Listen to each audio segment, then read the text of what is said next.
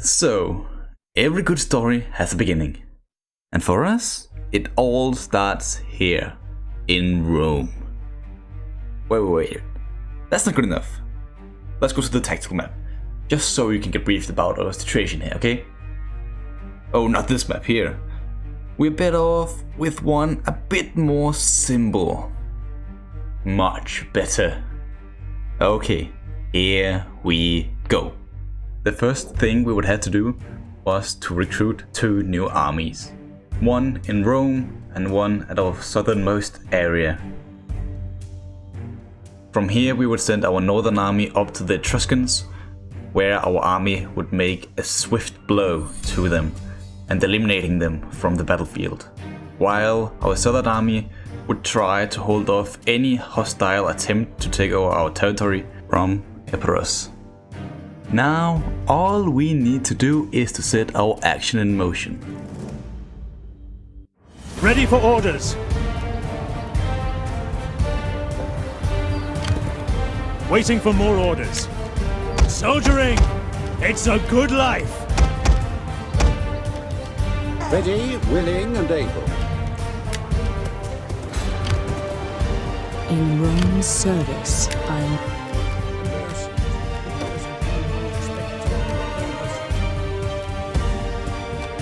Ready for battle! Come, fight for Rome!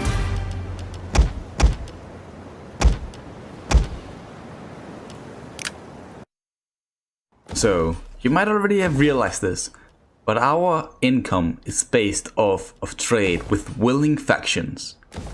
But this is not good enough for us. We also need to establish a suitable income source from within. Therefore, in the region of Latium, we decided to go for commerce stimulation. We would try to exploit every single resource we had in our care. And with all this money, we would now be able to muster a proper fighting force. Speaking of armies, Aemilius Pappus was now ready to do his part of the grand plan.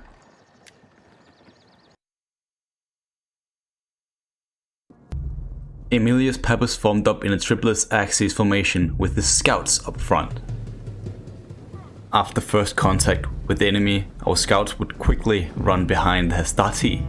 In behind were the Principes and the Chiari, ready to reinforce the front line if needed. It wasn't long before our scouts found the enemy. A group of enemy cavalry ran into the forest. So in order to keep up, we sent our own cavalry to figure out if the enemy was there or if they were hiding somewhere else. Within seconds, we realized they had deceived us. Our left flank had spotted the real enemy's main position. The battle was about to begin.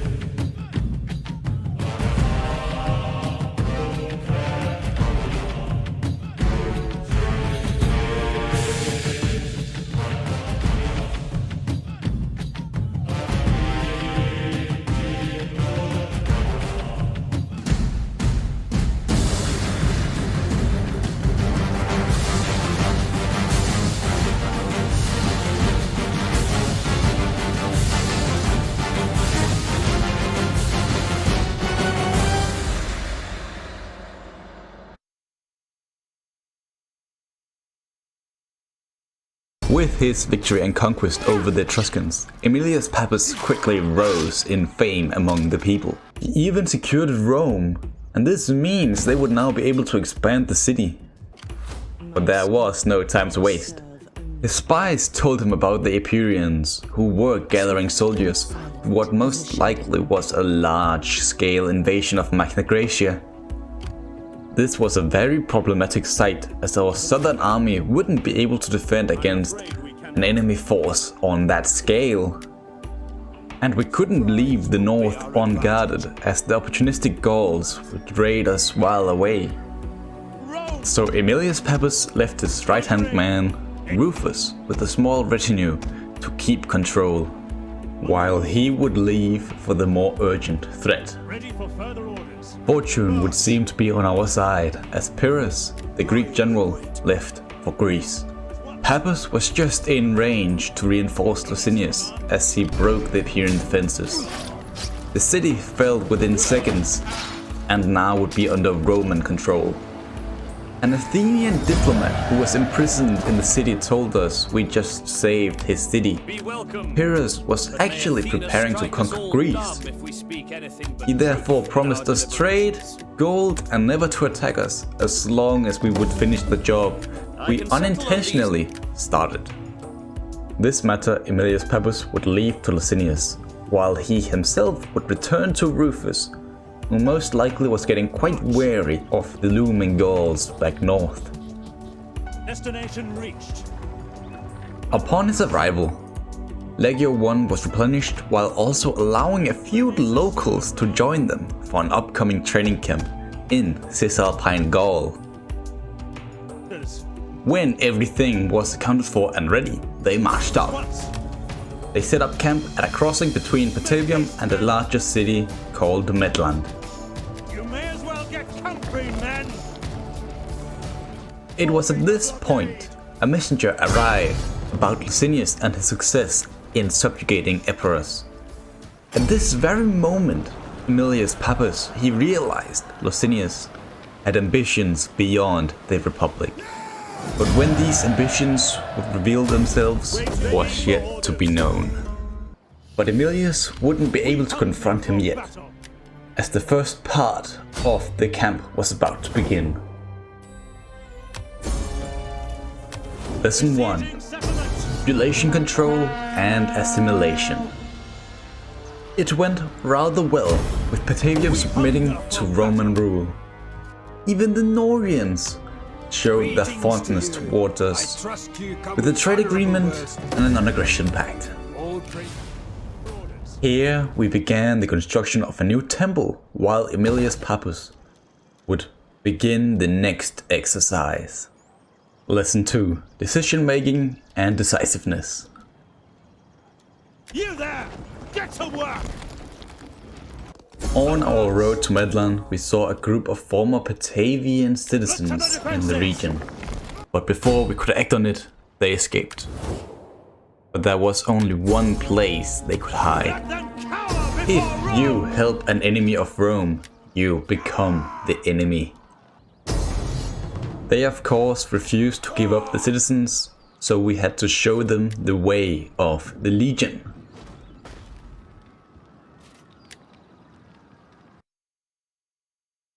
We formed up in our usual Triplex Acies formation, but this time the local northerners were the vanguard. Rufus had the honor of leading them into battle.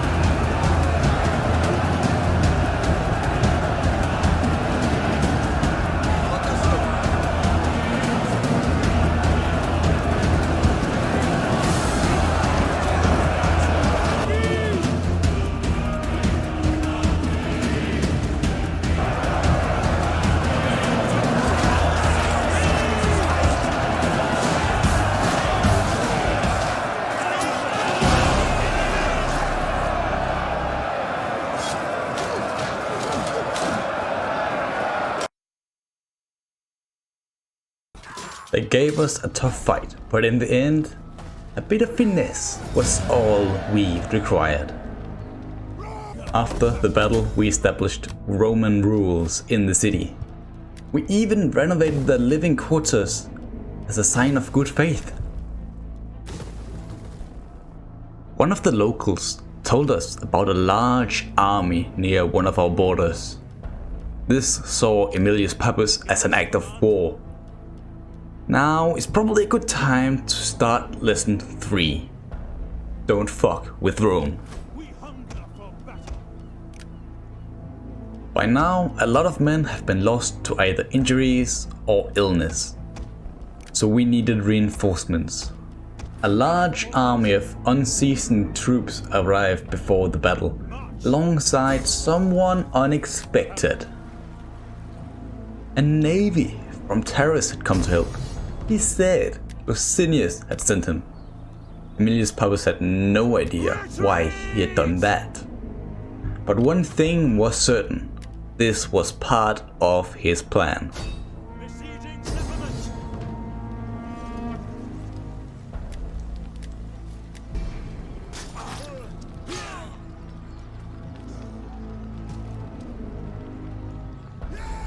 They didn't stand a chance as the remaining people fled back to Gaul. Some time went by trying to stabilize the province. It was necessary as this was supposed to become the breadbasket for our territory. But as Aemilius Pappus returned to Rome, terrible news was all he heard. Apparently, Pyrrhus of Epirus had asked for permission to aid his friends in Sicily. Carthaginians were taking over the entire island, giving them full control over the Agates. For some random reason, Licinius had allowed them to go to war, and now they were attacking our fleets. I guess it's time for lesson 4. Gone. Just like that. The Carthaginians have just unleashed their worst nightmare. Rome was in outrage, with Aemilius Pappus and Licinius being the most noticeable. We even found a recording of their discussion before the campaign started. Here it is. So they just get to get away with this? Nobody wants that. Yeah, but that's what's happening.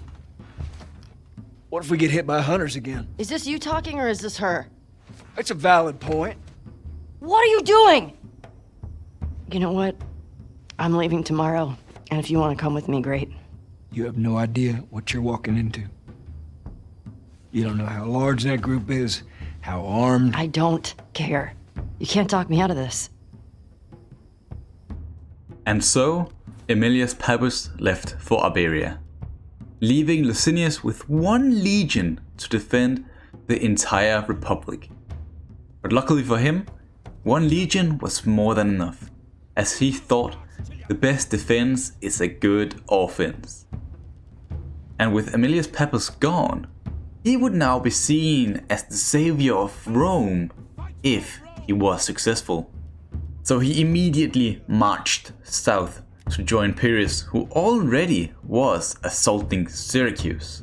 But it would never be that easy, as pirates emerged, raiding our ports, meaning we had to order the construction of a new fleet. More on that later. Just remember they were constructed, okay? Because we need to move on to something a bit more interesting. As Licinius arrived in Sicily, all Epiroians were gone. Had they left? Were they defeated? No one knew. But all we can know for certain was that Licinius was all alone against the Carthaginians. Well, the more glory he could get, the better. So he went in to attack Syracuse. He lost 1/3 of his army, but still, it felt a bit too easy to take the town. Something must be wrong. And so it was, as the Carthaginians had waited for us to deal with the garrison in the town. Apparently, the Epiroians had heard false rumors about the Syracusians being defeated, meaning we just took them out for them. Now, with us wounded, the Carthaginians went in for the kill. But there was no glory hiding behind walls, so Licinius sallied out.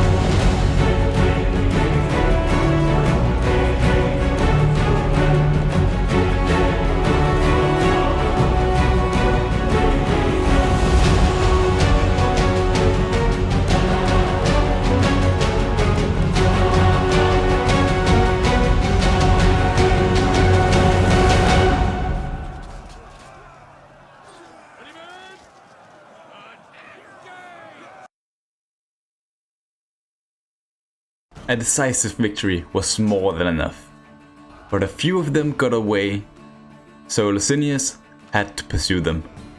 At this point, the losses were too much for him to move forward, and he couldn't return to Italy to replenish, so he had to strike a deal with the locals. But first, he had to explain that the attack on the city was all a big misunderstanding.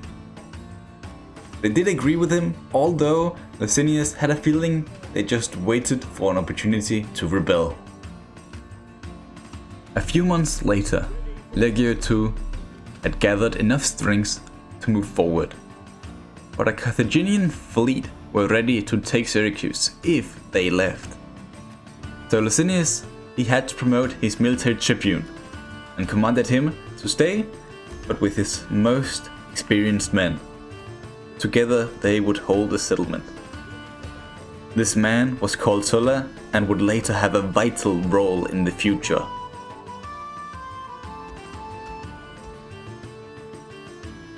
Staying in the present, Licinius was now ready to move out against Akragas.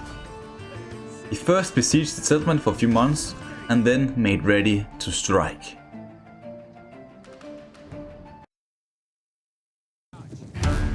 The Roman units would make the main assault while the local Sicilians attacked the town from the right.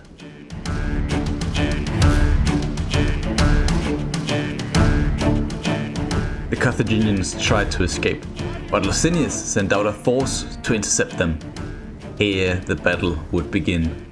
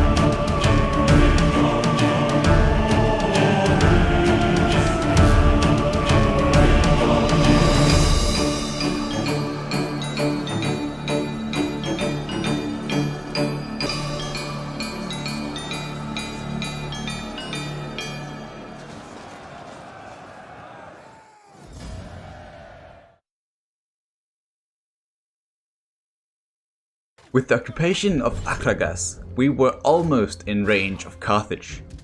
There was just one small problem.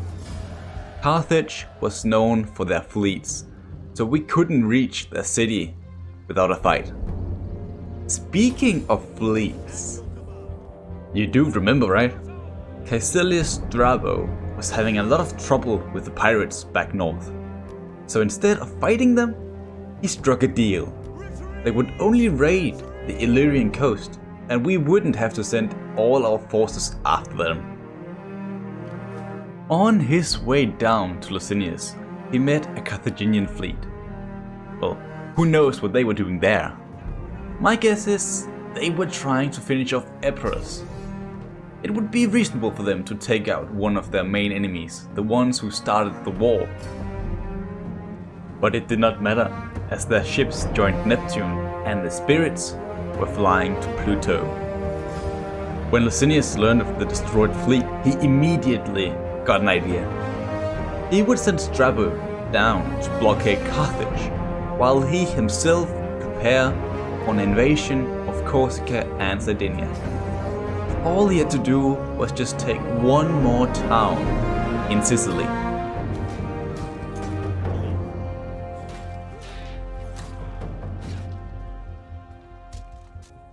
But once again, it would never be that easy. Apparently, the pirates snitched on us to the Illyrians.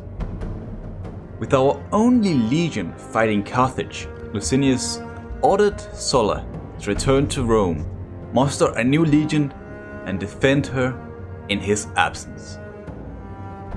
For now, we need to keep our focus on our current threat. Carthaginians were trying to sneak an invasion force through our blockade. And although this was a decisive moment in the history books, many of the pages were lost. And this means we would never know how they won the battle. This would be their last attempt to retake the islands. This means Licinius now would be able to sail all the way over to Sardinia uncontested. But as Legio I and the rest of Rome weren't born sailors, the trip to the hostile isles were rough. Many men fell through the voyage, but Neptune would not stop Licinius now. He could almost hear the Republic screaming his name in joy. The triumph will be bigger than any other. He would be offered honorary titles, perhaps even consul for the following year. And with the aid of Strabo, Caralis and the other remaining islands under Carthaginian thumbs will be freed. Of course, he will also receive some of the praise when we return to Rome. But in Licinius' mind, it will all be for him.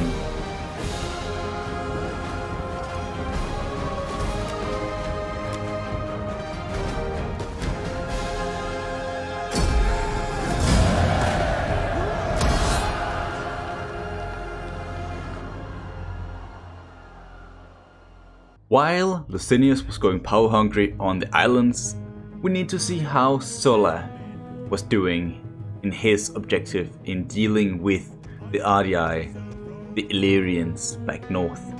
As Sulla only was a plebeian, the Senate wouldn't give him enough money to muster a new army. So he had to make do with what Greek forces that remained in southern Italy and hope that they would be enough to deal with the enemy.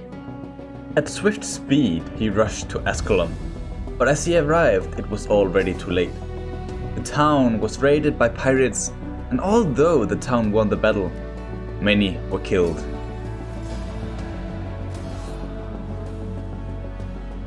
Sulla neither could or would let the same fate happen to Batavium, where another Illyrian raiding party was closing in.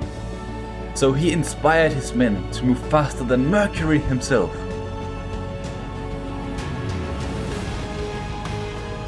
Without a doubt, the gods were on their side, as he miraculously arrived just in time to intercept the raiders.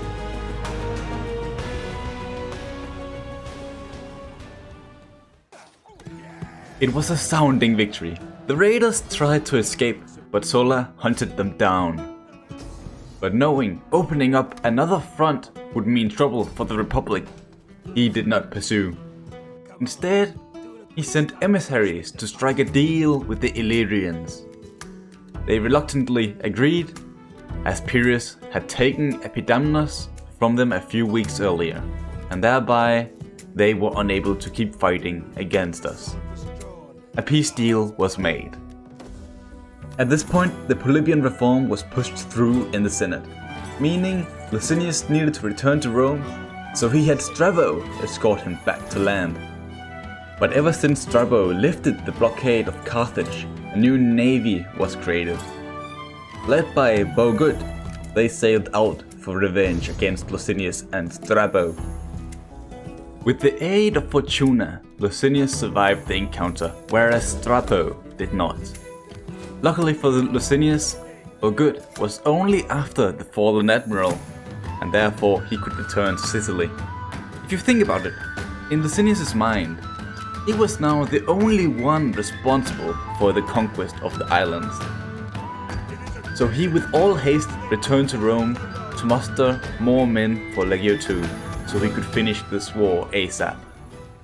But as Licinius was about to leave for Sicily again, Aemilius Pappus bursted through the gates of Rome, shouting, "The war is over! The war is over!" This was not good for Licinius. If Pappus had survived his campaign in Iberia, it means he would get more glory than any other. With the fury of Jupiter himself, Licinius pulled Pappus to the side and asked him, "What have you done? What did you do?" With a cheeky smile on his face, Pappus replied, "Follow me to the Senate Hall, then you'll hear the story alongside every other useless Roman." Inside the Cursus Honorum, Pappus demanded all to listen up as he was about to begin his tale of how he defeated Iberia.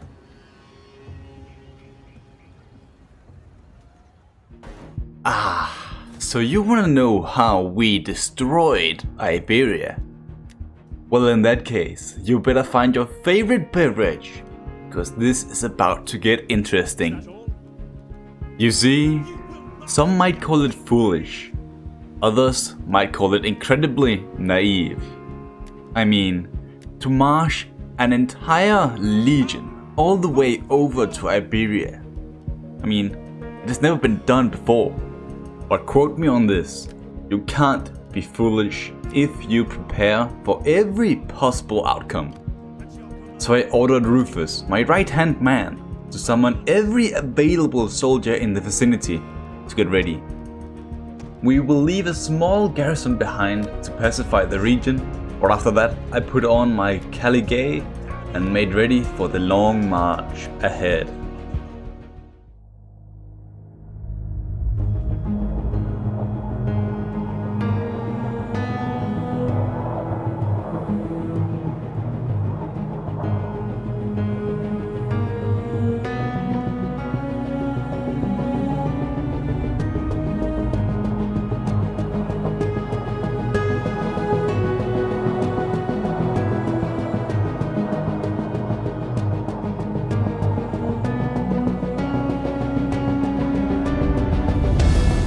While outside of Massalia, a scout returned. She warned us about potential attacks from barbarians in the region. We tried to bargain with them, but our diplomats, they never returned. And in most circumstances, this would not go unpunished. But as we already was on a mission for revenge, we couldn't shift our focus now. We had to move on. Their attacks were nothing more than small raids on our supplies, but we still lost almost 300 men because of it. I'm telling you, we were lucky. On our way we bypassed one of the largest settlements in the area. They were being attacked by another tribe, and by the looks of it, they were merciless. If these guys didn't have a massive hatred for one another, they would have attacked us. And if that was so, we might not have made it. At long last, we finally found their first Carthaginian town. A small fishing village called Ars. But they had a large army nearby ready to protect it, so it would be very hard to enter. So we laid an ambush at a bridge near the town. It was here we learned about yet another army protecting this so-called bridge. This was gonna get tough.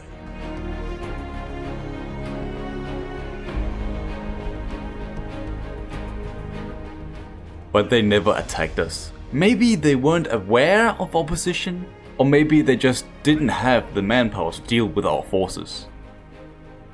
But we hoped for the former. So I sent Rufus out to find a few more mercenaries, while I made ready for battle. With our combined forces, they did not dare stand against us. The cowards ran all the way back to the other side of the town, giving us full access to assault Ars.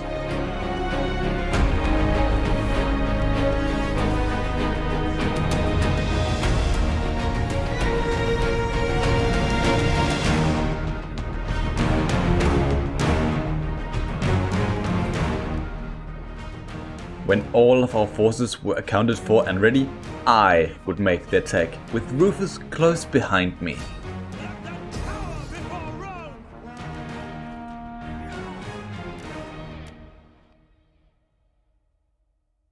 We formed up in our Triplex Acies formation with our mercenary cavalry on the right, and Rufus close behind.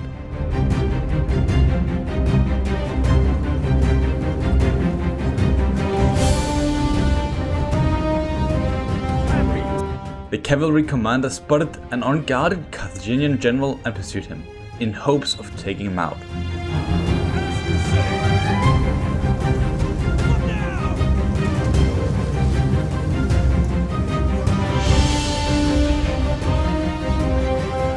They succeeded, but now the entire army was running after them for revenge, so they routed behind the legion.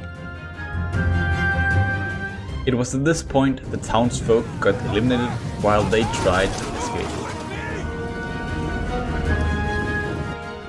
With the enemy moving closer at swift speed, Legio 3 was ready to intercept them, with Legio 1 at the flank and the veteran units going in to occupy the town square.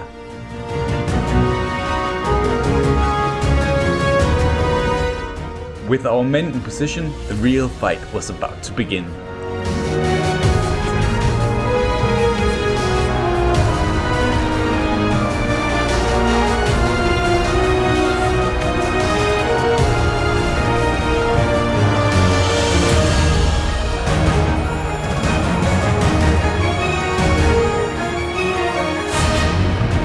With a massive charge from all sides, we destroyed the last remaining Carthaginians.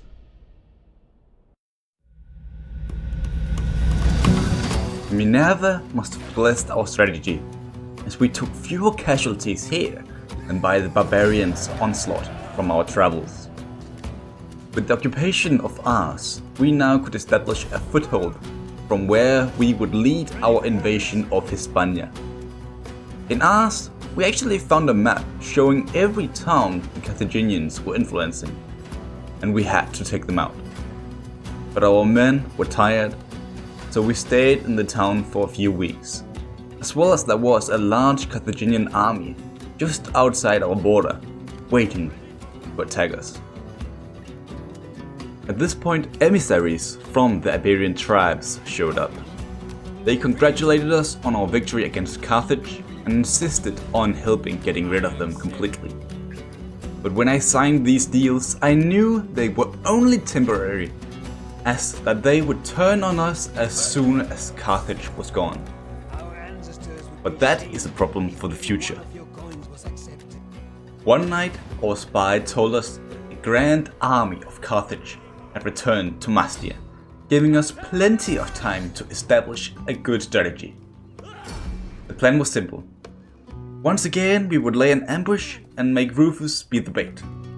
He was not fond of the idea, but I told him that I have made a sacrifice to Minerva and Mars, which made him reluctantly agree. But by saying to him that Fortuna favors the bold, he was ready. And luckily it was so, as we caught the Carthaginian general off guard before a river crossing. We were about to fight again. I was positioned at the top of the hill behind the Principes. On the other side were the Hastati, and to the west of them were the Triarii. The cavalry would block the road. This way we would completely envelop the enemy, and there was no escape.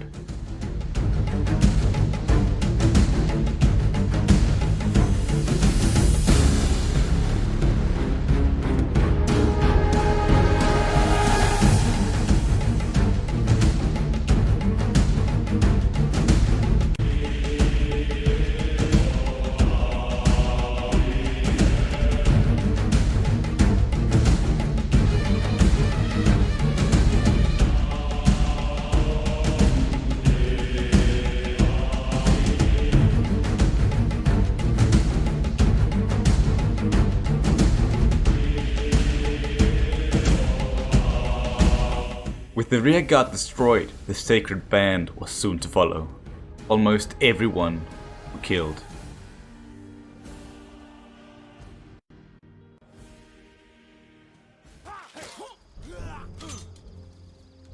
The gods called it a heroic victory, but all I could think of was when I would shove it all in the face of Licinius. Oh, it will be glorious. Whatever he was doing in Italy, it would be nowhere near as genius as what I'm doing here. Especially after our victory here. My scouts quickly found the few who escaped the ambush. They had called for help from Mastia, but we easily took them out as well. The city was well fortified, but one of my centurions got an idea. He, alongside some of his veterans, would put on Carthaginian armor, walk inside the city, and assassinate the guards. By doing this, I would be able to walk inside the town and occupy it in the name of Rome. This centurion who did this mission was later promoted and became a general of his own army. How proud I am for that young man Scipio. A letter was found, and through my translator, I learned that most of the Carthaginian fleets were in Sicily. So Licinius must be doing something right after all. This gave us the perfect time to launch an attack on the last two targets. Rufus would travel out to the islands nearby with Legio III, which he had no trouble in doing, while I marched south towards the gates of Hercules. Scipio would stay and guard the city.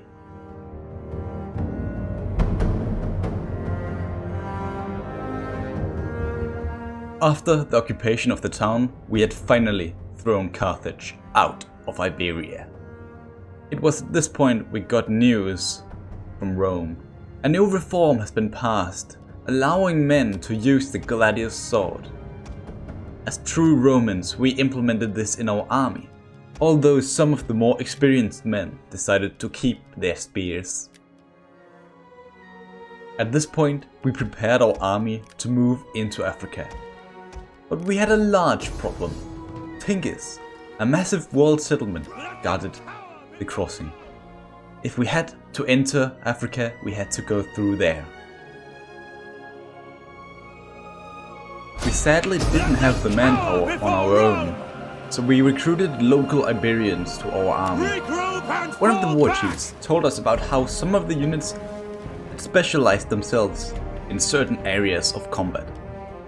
So we recruited 2 Baroque slingers who even were famous among the plebeians in Rome, and 2 Iberian cavalrymen. And as our infantry also was lacking in numbers, we also bought some of the Scutari. They are very light-footed and much more flexible than our heavy infantry. After that, we decided instead of crossing at Tingis, we would sail to Siga, completely bypassing their walls.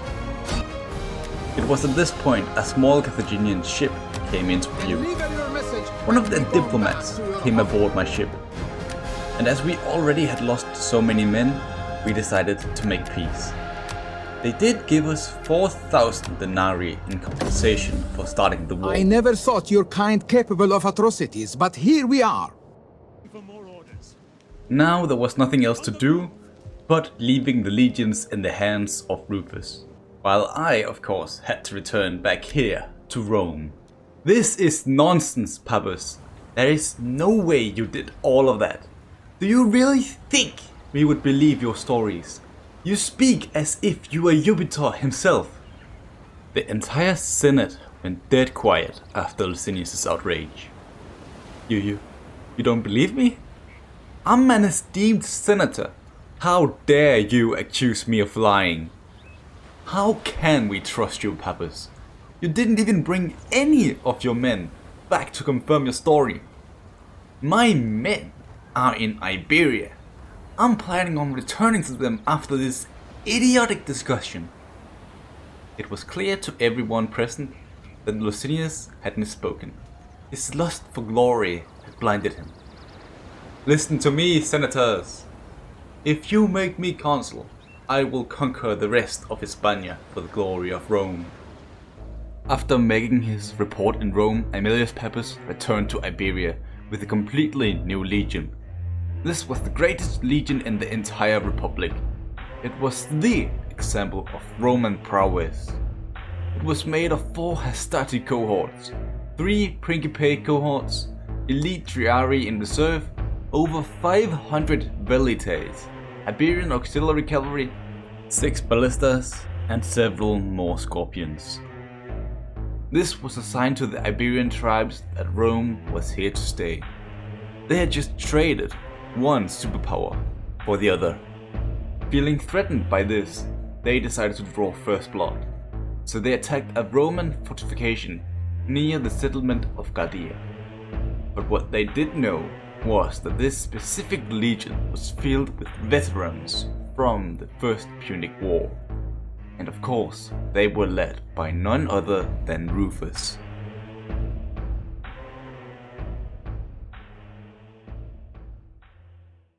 With the enemy coming in at us from the east, we had to send our cavalry, Hastati and Velites out to flank around.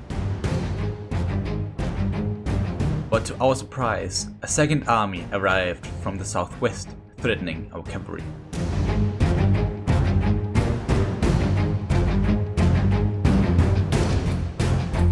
Only a small cohort was all that held them back from entering our fortification, while we tried to defeat the Eastern Army.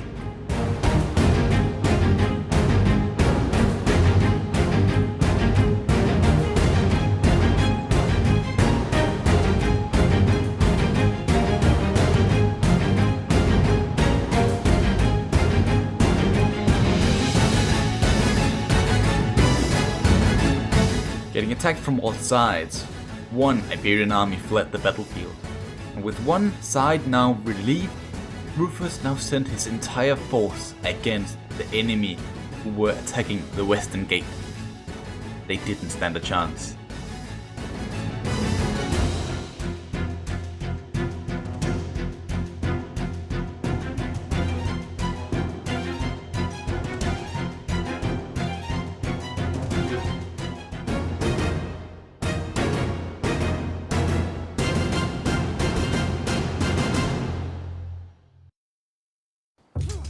Mars must have been on the side of Rufus as he defeated the Lusitani with a heroic victory. Pappus and Scipio, who were on their way into central Iberia, had to move back south to completely destroy Catuba, the last remaining settlement of the Lusitani. With nowhere to run, Pappus allowed Rufus to hunt down the remaining tribesmen, just like Diana would have done with a wild animal.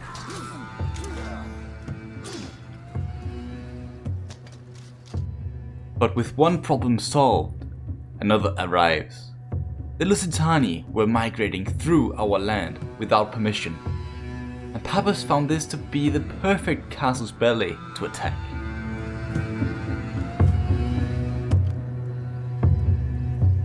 At your command. March. In the middle of a crossing, Pappus caught them off guard. Rufus was on the other side of the river, ready to aid in the attack. For battle. Ready for battle. Victory for Rome! Welcome to the field of Mars. As we arrived at the river, Pappus sent out scouts to find the enemy. They quickly returned with dire news. The enemy was moving north towards the bridge. If they captured that bridge, Pappus wouldn't be able to link up with Rufus on the other side. They had to move out.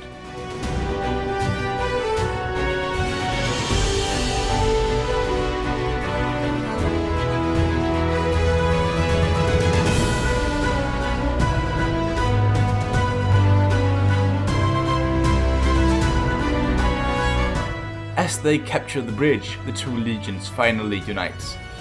But it will take time for them to form up, so they leave a few cohorts on the other side to protect the bridge.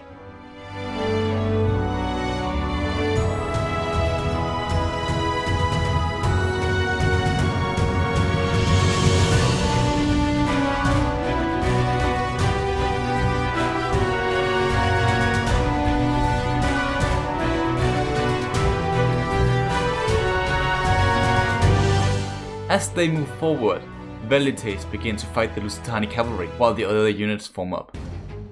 They couldn't hold on for very long, so they had to retreat while the Hastati had to run up and aid them.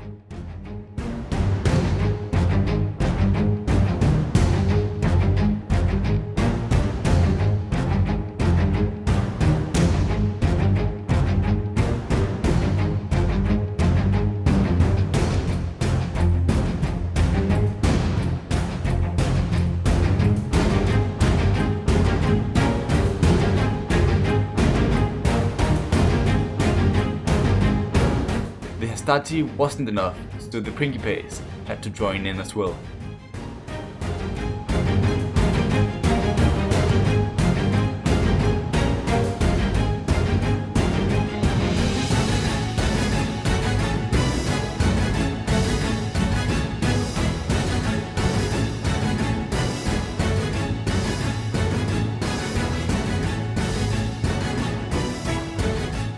The Romans broke through the center and split their army into two. Only one of the sides got away, but the ones near the river either drowned trying to swim or fell by the sword.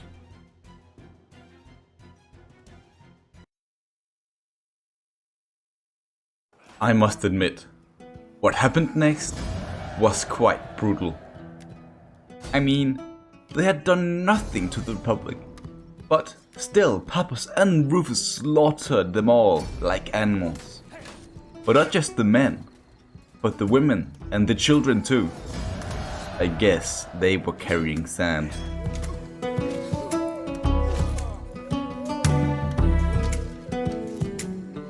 Further down the river, another Lusitani horde tried to cross. But when they tried to escape, they reached the Mediterranean, leaving them nowhere to run. Rufus dealt with them with ease.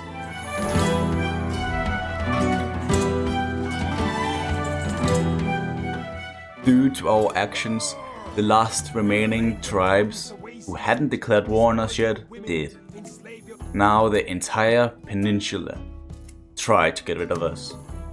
And as a consequence of this, Pappus and Scipio decided to travel west towards the original Lusitani land, while Rufus would go into central Iberia and deal with the threat there. Rufus certainly had the easier part of the job, as the more warlike tribes were close to the sea. We will therefore stay with Pappus for the rest of this chapter here. Pappus found a major stronghold called Olisipo, and therefore laid siege to it. It was controlled by the Lusitani. Apparently they weren't actually migrating, they were just looking for new land, or something like that. But while Pappus laid siege, Scipio would go around and hunt down anyone who weren't lucky enough to get behind the walls. Although some of them offered their service to us if we would spare their lives. We of course accepted this, so we gained new mercenaries. But still, with the extra manpower, it wasn't enough to make a full-scale assault on these large walls this certain stronghold had. But fortune was certainly on our side, as we didn't even have to prepare siege equipment. They would sally out and attack us. A close victory was what Pappus could make out of this situation. 2,000 losses. This was not a good thing. If he wanted to complete his conquest of Hispania before the end of his term, he had to do something quickly. Speaking of office, do you want to become an important member of this channel? Then you should join our Discord server. Here you can climb the Roman Senate and become an important member of our community.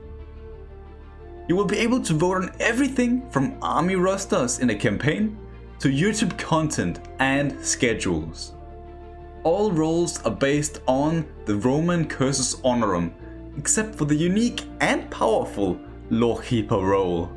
The first 50 people joining will become patricians and thereby be able to run for office and vote.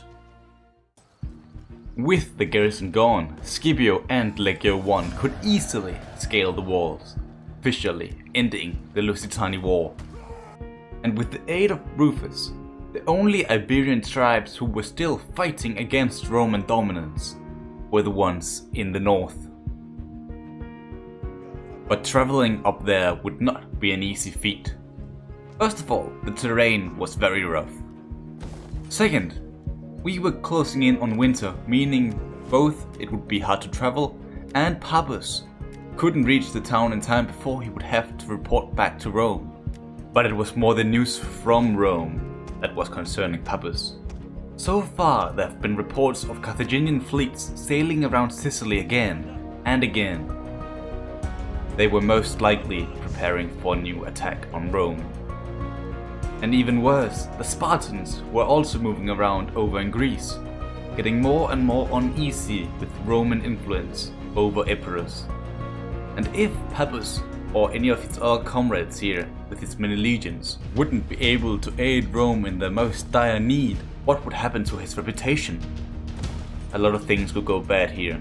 He needed to be careful. Aemilius Pappus made a compromise with himself. He left Scipio to protect the south and possibly attack Carthage if they ever moved against Rome again, while Pappus himself moved north to Brigantium. Here they would assault the town and the artillery would get a field day.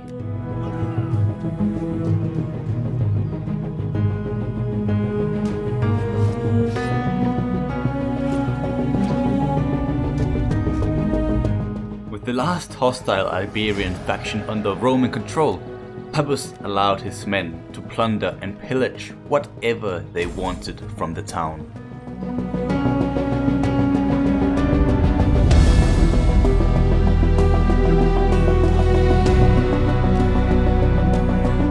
And after a good long look at everything in the town, they destroyed every single temple in order to construct something massive, much more fitting for the Roman standard.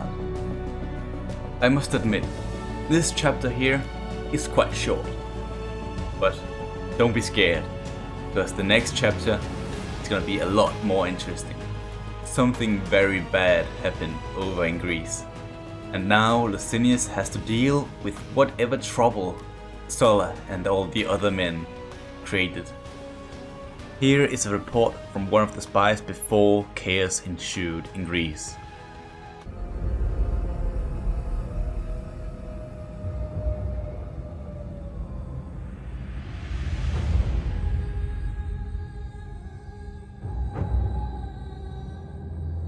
You ask too much. We cannot allow Corinthian outrage to lead us to war. If we choose to throw away our peace with the Athenians, we are exposed to threats from across the Aegean, and our people will suffer. If the Corinthians want war, they should seek it alone. You would see all of Greece under the heel of Atheni, cowering from them like chided slaves. We spilled blood at Potidea, but now we need allies. The might of Sparta will halt their ambition. Your flattery is wasted. You know not what you ask. All eyes look on Sparta, and this is what you would have them see. From birth, a Spartan is trained for one purpose. To do battle. You are Pandora, clutching at a vessel you do not understand. They dare think themselves your equal. None can match your skill. It is every Spartan's duty to embody the very nature of war. Strike now, I beg you. You would plunge Greece into chaos. Then from chaos, we will rise!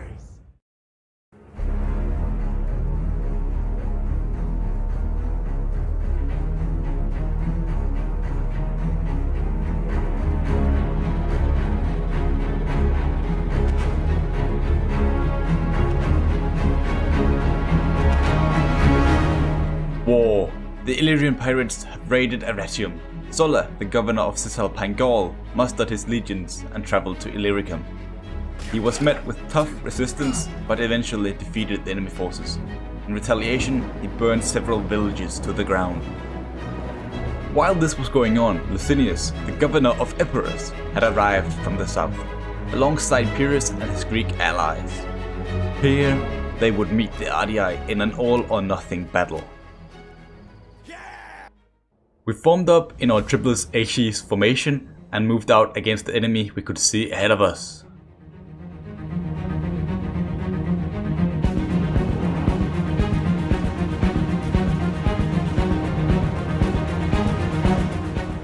Licinius spotted a cavalry unit to his right. He assumed it was a scout with an army nearby, so he turned his formation to face them, leaving his left flank vulnerable, the other army closing in.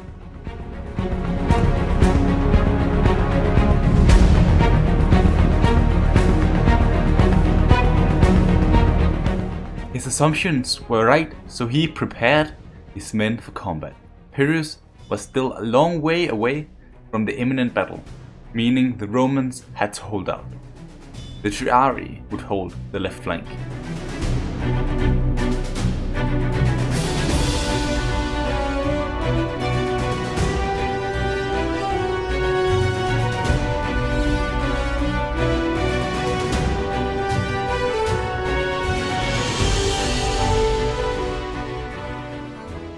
The Romans' first line was all they needed to deal with the ambushers, so the second line would turn around to help the Triarii.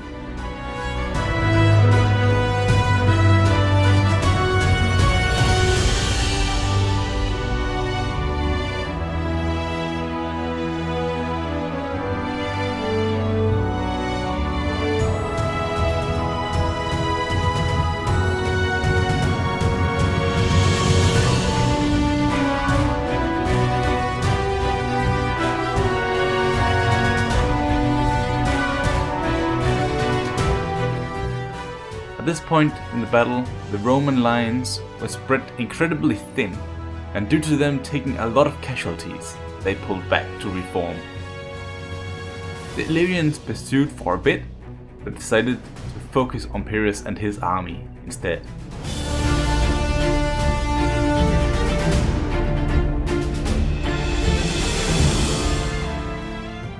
They eventually killed Pyrrhus, but a prominent commander called Lysander rallied the men and led the Greeks to victory.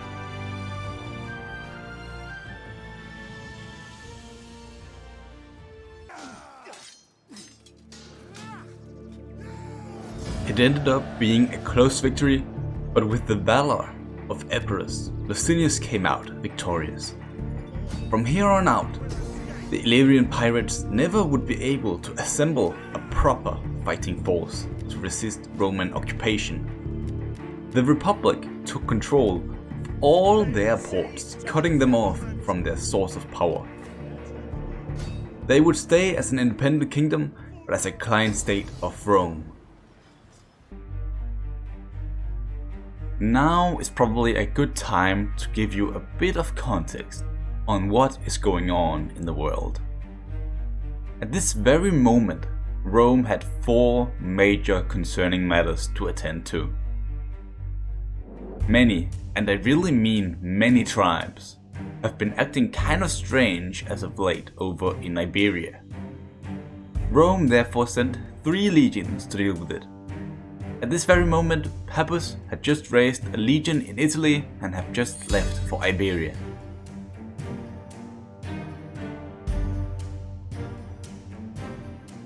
In Sicily, pirate ships were attacking our ports, but all knew they were paid by Carthage to do this. This needed to be dealt with, so they had to pacify the islands with 1 legion and a navy. It's not that much, but it was the smallest of the 4 threats at hand. Rumors from north of the Alps told us about a strange group of people called the Iceni, traveling south towards Cisalpine Gaul. This was very bad. If Cisalpine was lost, Rome would be left vulnerable.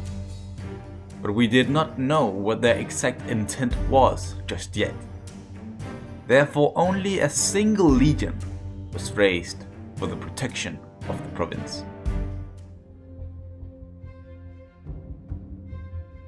But the last threat in Greece was a bit more complicated than that.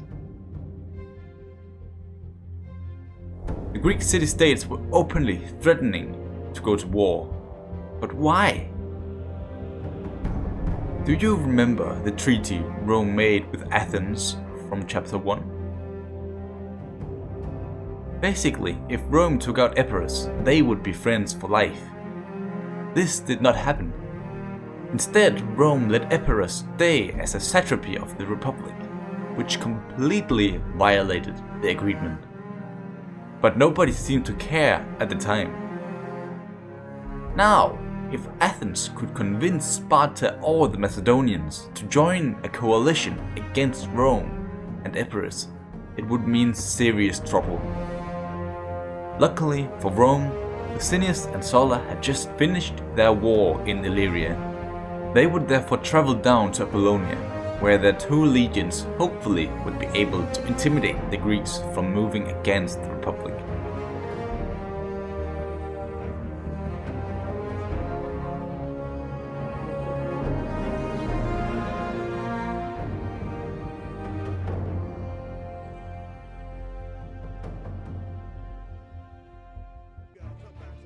On their way down to Athens, a Roman scout told Sulla about an Athenian army at Pella.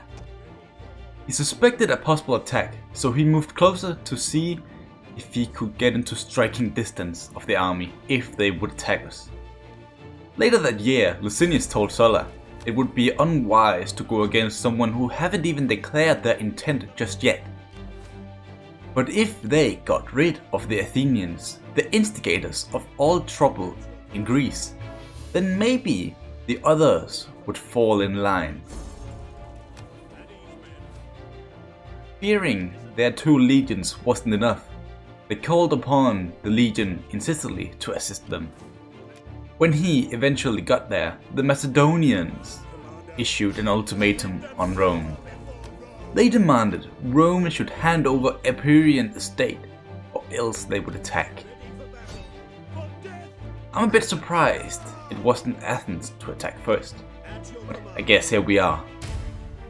Although Licinius wanted Athens dead, the ultimatum could not go unpunished. With 3 legions, Rome traveled to Pella. But Licinius got sick during the battle and therefore had to return to his tent. Without him there, all 3 legions ended up suffering major casualties.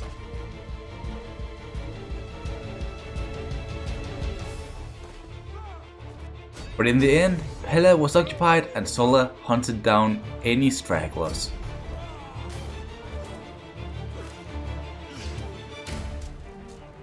When Licinius finally was back on his feet again, there began the construction of the first legionary barracks outside of Rome. This was a big indication of the importance of this settlement.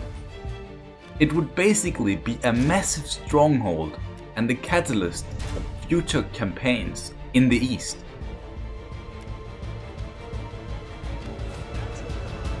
But they didn't get to celebrate their success.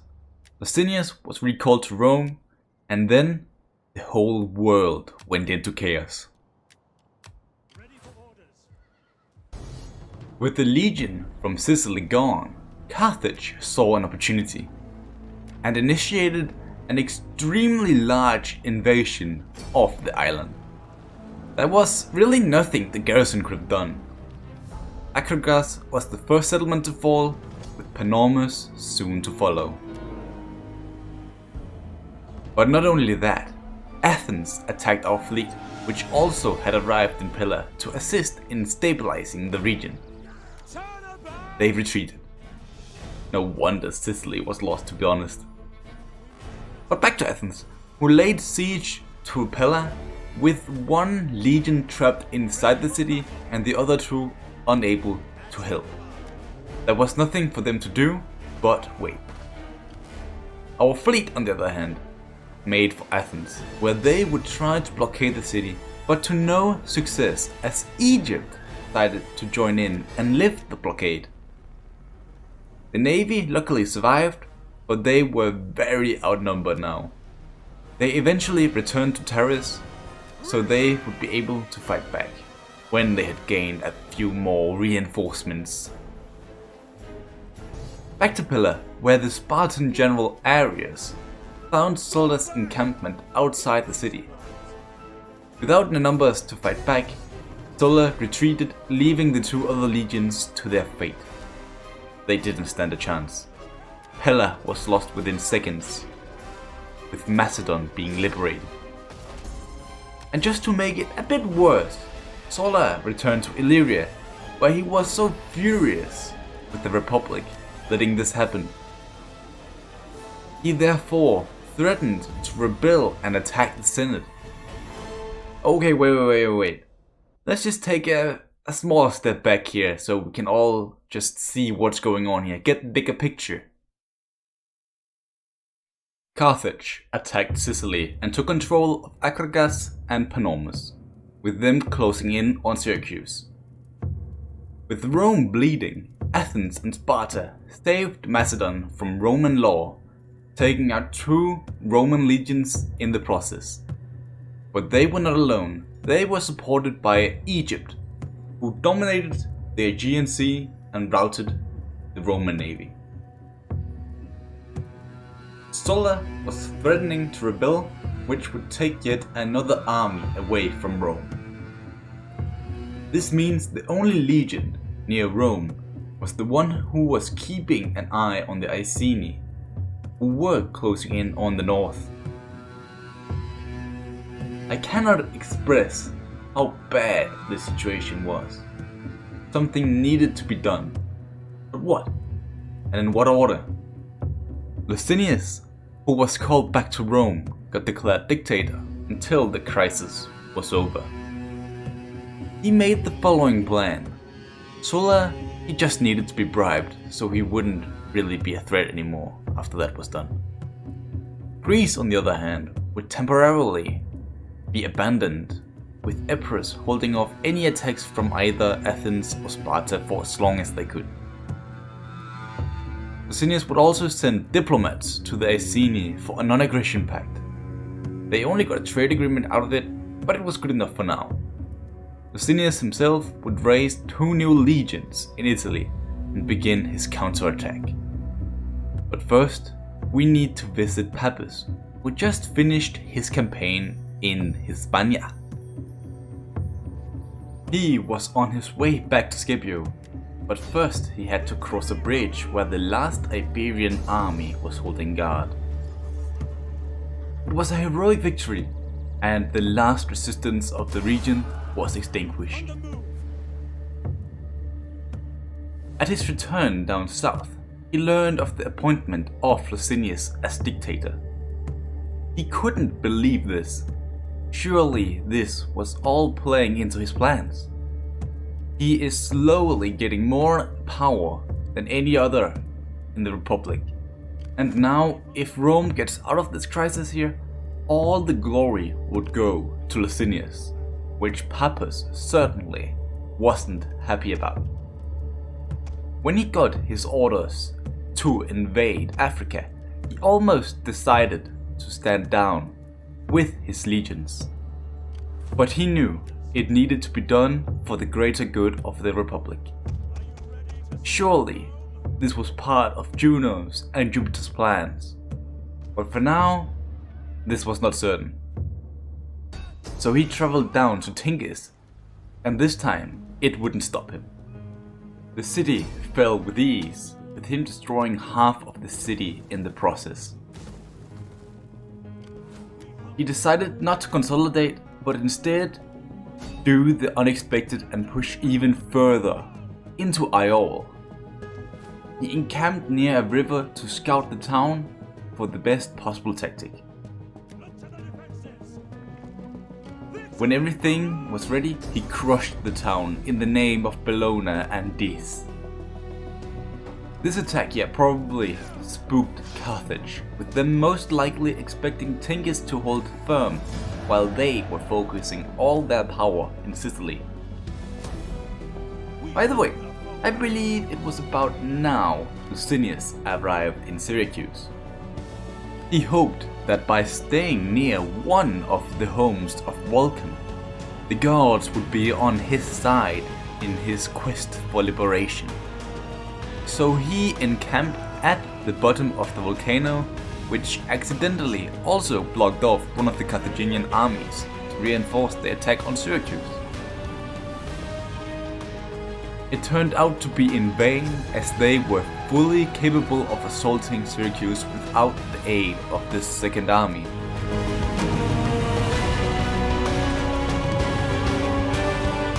And to make things worse, they had yet 2 more smaller forces waiting, who now would link up with the larger army to attack Licinius. Mars be on his side. Licinius allowed the least experienced men to stay inside the camp, while he took his veterans outside to meet the enemy.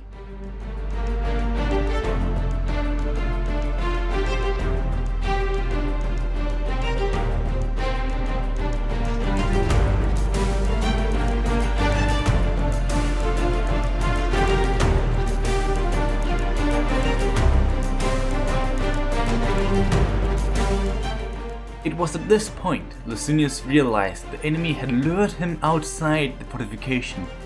He had to be quick if they wouldn't be caught outside.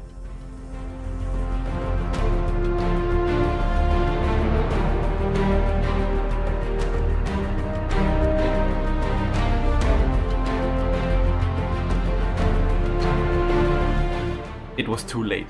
The enemy cavalry stormed into the Roman left flank, so Licinius ordered his triarii to hurry over there to sort things out.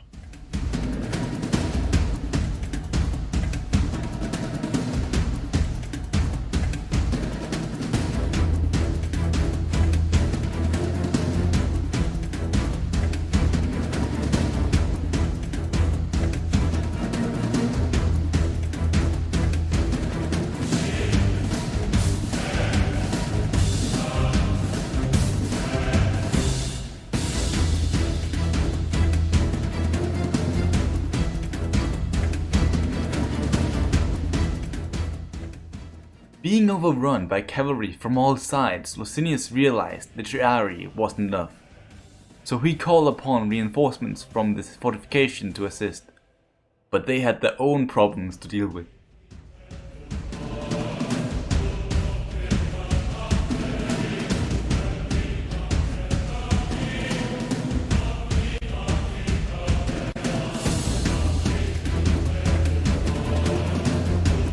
With the back cleared of enemy cavalry and infantry, the Romans could now focus on the left flank.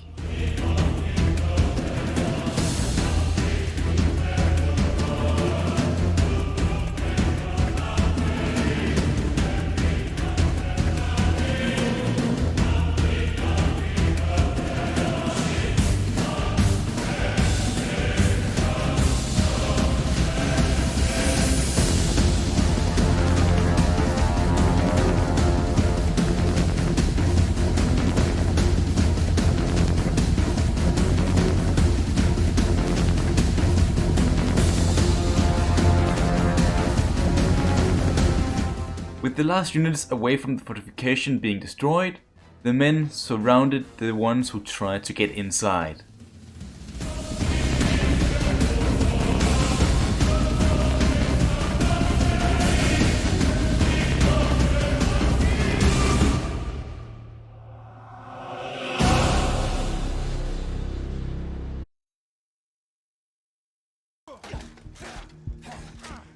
A sweet, close victory was exactly what Licinius looked for. He didn't have enough men to continue though, so he returned shortly back to Italy to replenish his army. In the meantime, Corsica was lost to the Carthaginian navy, a sad loss, but of course while they were away, Sicily was vulnerable and he couldn't let them continue making their painful strikes at Rome. But luckily, the Second Legion didn't get attacked earlier, meaning Licinius just swapped armies and returned to Sicily. With the speed of Mercury, he liberated Syracuse. For the glory of Vulcan, he captured the iron forges in Akragas. And Panormus fell in the name of Hestia.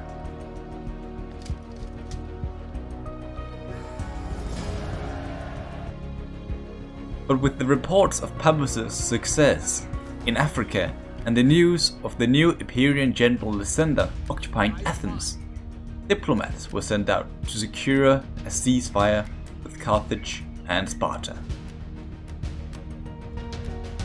Sadly, predators will always attack a bleeding animal.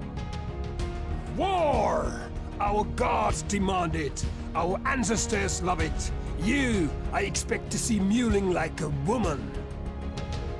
The Getaea, a foreign people from Dacia, very far away, declared war on the Republic. And when they captured Noria, the heart of Rome was at stake. Rufus, who during all of this was garrisoned in northern Hispania, traveled to the rescue. But it would take a while, so a temporary legion was raised, so we would seem stronger than we actually were. It was at this point the Senate needed to make a very important decision. What is our next move? The Senate meeting has just begun, and Yoshuk was the first one to speak up. He said that we should seek an alliance with Massalia and let them defend the northern borders, while we used our momentum to improve our legions, attack Noria and use it as a frontline city. But no invasion against the Getaea who foolishly believed they could invade us. But Senator Cato had a different mindset. He wanted us to halt any expansion as our republic is in decay and chaos. We have lost too many men in Sicily and Greece. We needed to retreat back to our core regions to replenish our forces. And if we were to go for Noria, we should only liberate them and use them as a buffer zone, not occupy them. Yoshuk reluctantly agreed because we needed to be careful. Ponsford, the tribune of the plebs, also came forward with his idea and agreed upon liberating Noria. But we still needed to improve our navy so we could compete against Egypt and Carthage, who already have shown us how weak we are. Or if we didn't do this, our overseas territories are cut off from Rome, which would be really bad for our supply lines. To begin with, we need to figure out who should travel north to deal with the Getaeans. Pappus was of course in Africa, so it couldn't really be him. Licinius was keeping an eye on Carthage, so he wouldn't be able to do it either. Sulla was stuck in Illyricum, expecting an attack from the Odrysians at any moment, so he was also out of the game here. The only obvious choice was Rufus, who slowly had gained a lot of fame for himself as a great strategist over in Iberia, and he was no longer just the right-hand man of Pappus. He was accompanied by Scipio, former centurion during the Iberian campaign, and he took control of the Roman army in Latium and marched north. But sadly, it was a little too late as the Getaean horde attacked Patavium. Here, Scapula was in command at the time. He was a brave man, a true warrior.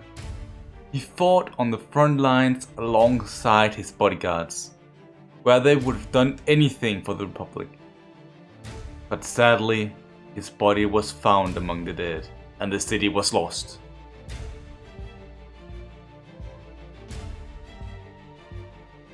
A bunch of Illyrian refugees arrived, telling us about the Getaeans taking control of their land, and they therefore asked the Republic for help.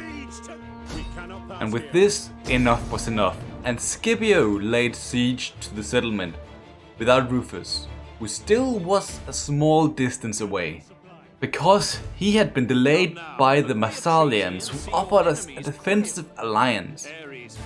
And this was of course joyous news for the Republic, but everything has consequences in this world here, because another Getaean army had reinforced the settlement, sending Scipio on the run, and of course they caught up with him. Now there was nothing else to do but to fight. But have I ever told you how unorthodox Scipio is as commander? Clearly, he had fought under Pappus during his younger years, as he never used the usual Roman way of fighting. No. He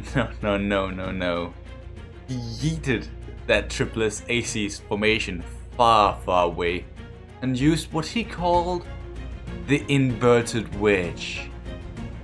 He would stay on the front lines and taunt the enemy into an engagement, and when they got close enough, he fanned out his units to trap the enemy from all three sides.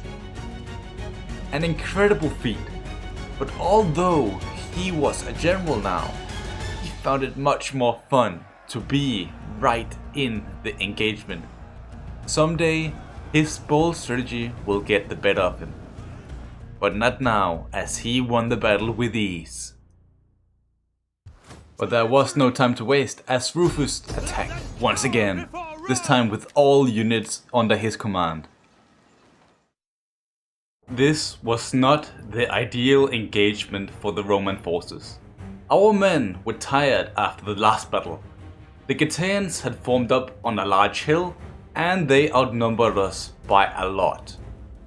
Therefore, Rufus formed up in a wedge formation, as it would protect his flanks against an overwhelming force. But he needed to get the Getaeans down from the hill, and the best way to get something done is by doing it yourself.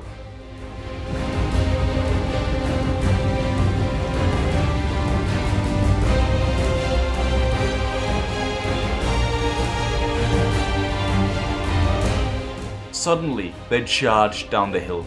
Rufus' plan worked. Now he just needed to get back.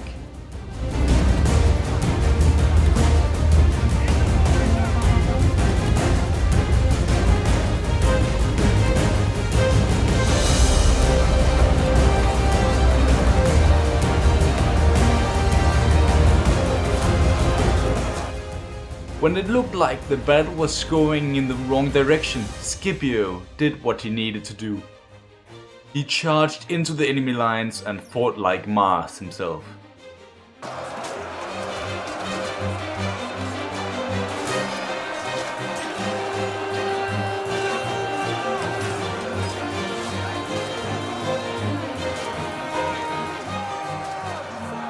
But at the sight of his death, his men rallied, and with utmost fury they fought back the Getaeans, secured Patavium, and brought peace back to Rome. We ended up having 5 years of peace in our land, which we would use to improve our provinces. And let's start all the way out in the west, in Lusitania, where actually quite a few things happened. The main settlement buildings were upgraded to level 2. We almost finished a level 3 fishing port.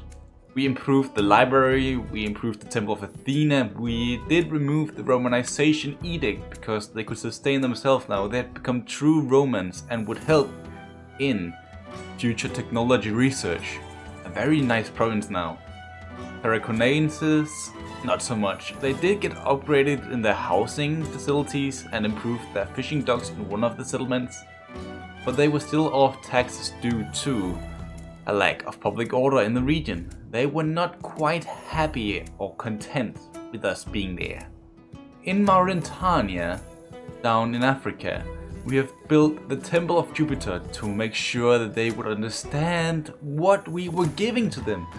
Why they should follow us, why it's not a bad thing that we occupied the land, but it's for their own good. We also constructed a fishing port so they could start giving food to Rome. And we also destroyed the barracks in exchange for an agora so they wouldn't start mustering new forces to attack Rome. In Hispania, apart from upgrading all the housing again, pretty much everywhere, which in a few years will give us a bunch of gold. They also acquired horse pastures in Ibosem, which will give us more food and a lot more resources to trade. We also converted the Temple of Jupiter and the workshop to a farmland and much more money-making schemes.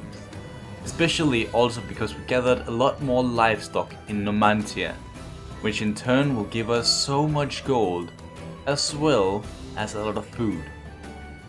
And they kept their tax edict, so they would in turn become a very prosperous region.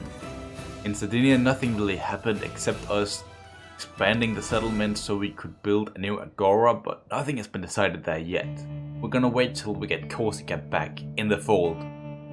Let's travel all the way up to Cisalpine, where we've started to fortify everything up there, as they were on the front lines and pretty much getting attacked all the time and were at a very high risk in case the Iceni or the Getaeans attacked us again. In Sicily, they were converted back to Roman ways after the Carthaginians had taken over the land a few years earlier. It was definitely needed, and we also began building the military harbor so we could start constructing the new fleet, which in a few years will be up and running, because our new marines here will be much more experienced in terms of naval warfare. And then lastly but not least, before we go into the major provinces, we have Illyricum, where nothing happened at all except we finished the housing upgrades. Now, there are 3 more provinces we haven't spoken about just yet, but we might need to save those for a later time, as we need to understand something I said earlier. We had 5 years of peace. And that obviously means we aren't at peace anymore. We will come for you in the night, and nothing will live. Not one creature. That is our war. The enemy has returned to our doorstep. A Getaean army was marching towards Aida, which was where we were protecting the last remaining Illyrian refugees. They had to be protected somehow, so it was Sulla who went down there to defend them. Meanwhile, the two larger legions we had gathered in Cisalpina received their orders. We would have one of them march north towards Noria to liberate our former ally, and the other, led by Rufus, to travel down and save Ida from their looming threat, which Sulla's army wouldn't be able to defend them against. Though they surprisingly survived the first encounter, which actually just gave them enough time for Rufus to arrive with his legions. Too scared to engage the Roman army, they retreated into the mountains.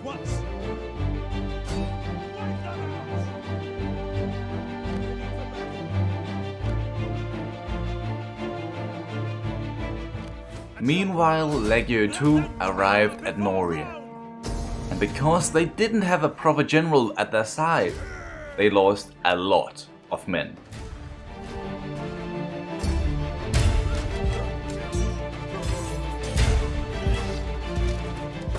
But they did their duty in liberating our former ally in Noria, showing the world we are a reliable ally. But these casualties were too high for our population to keep up, as we had to find another way to get more willing bodies into our armies. In comes the Marian reform, allowing all citizens of Rome to join the legions, alongside some better equipment which was implemented everywhere. And with their new equipment, Rufus's army were eager to try it out.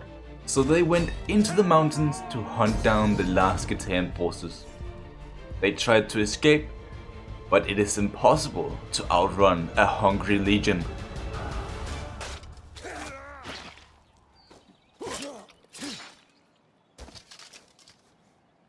Now, with the Getaeans on the run, we have a few options to go for.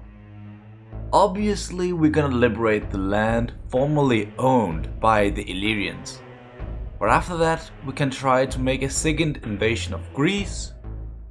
We could travel south and finish off Carthage, who currently are at war with Egypt, giving us a great opportunity to strike while they are not prepared. And then we have the third option, and that is to attack the Iceni. Now, they have grown immensely strong while we were licking our own wounds. They have almost taken control over all of Gaul, and they are threatening our ally in Massalia now. Now, we don't really need to attack them just yet because we're not at war with them, but in a few years, our allies in Gaul will all be wiped out, meaning they will not be there to help us, and they will all come for us.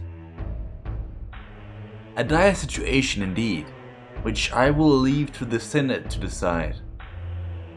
No matter who we're gonna attack, we're gonna need at least 3 legions for it, and that also needs to be decided who should lead those armies.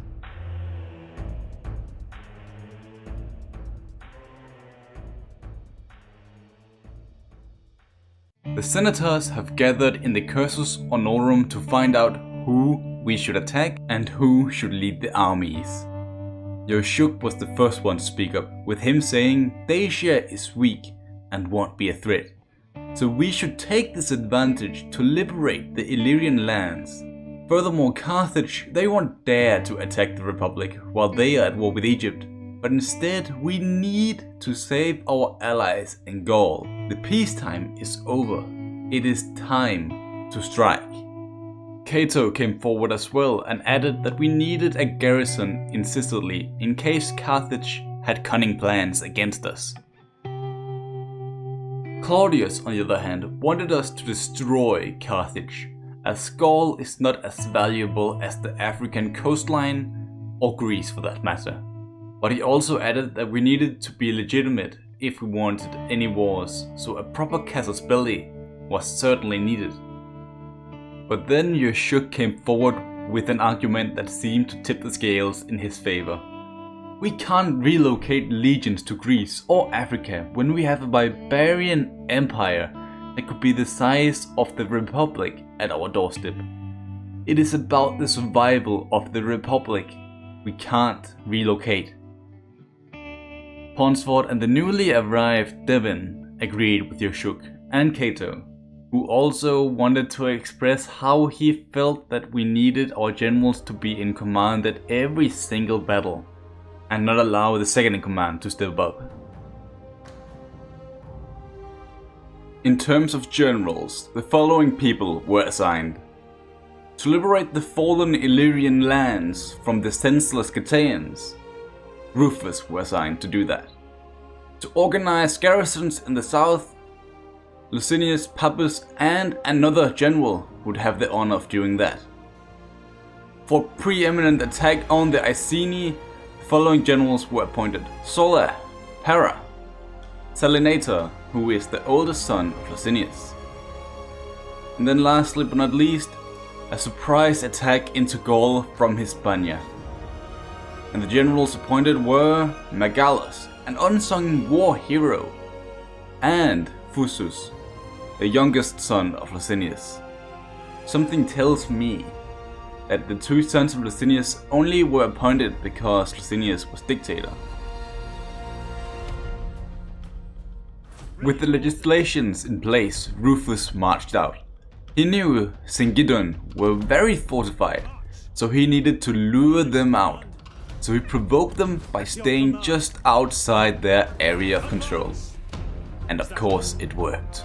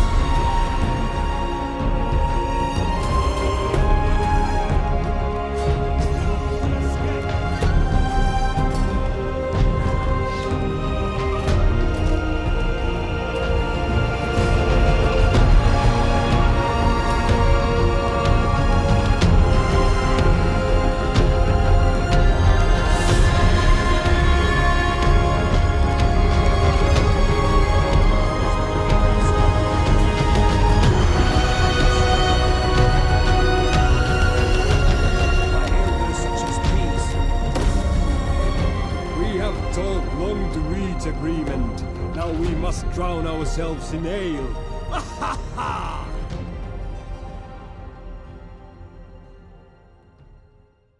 At this stage, we only had one legion ready for war.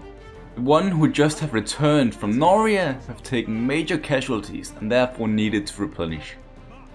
But not only that, but because Aulus was such a bad commander, he got replaced by a new guy called Pera.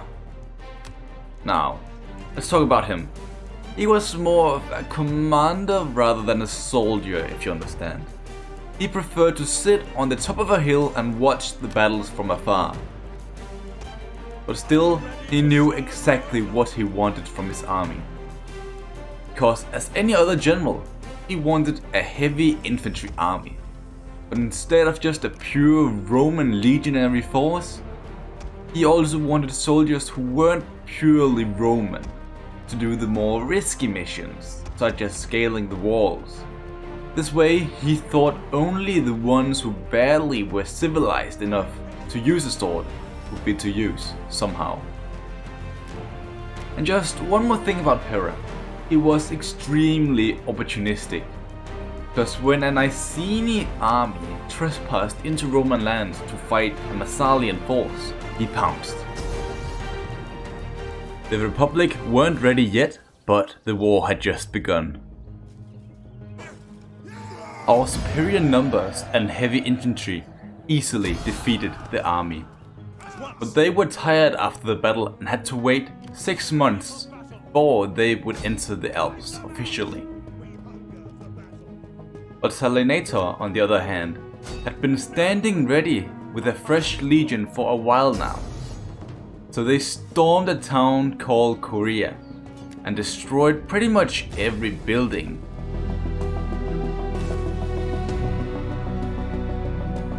At this point, Sulla had returned from Illyria, ready to take up his command as the leader of the expedition.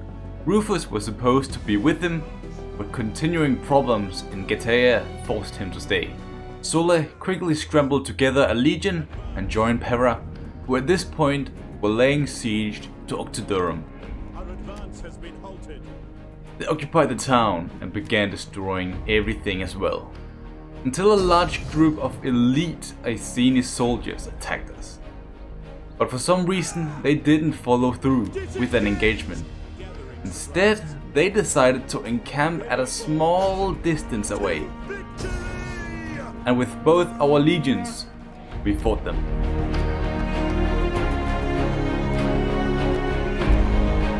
Suddenly, all their decisions made sense when the battle started, because the enemy general had no sense for tactics at all, giving the Romans a field day. After the battle, the legions hunted down any stragglers so they could safely leave Octodurum alone while they went for Brevacti.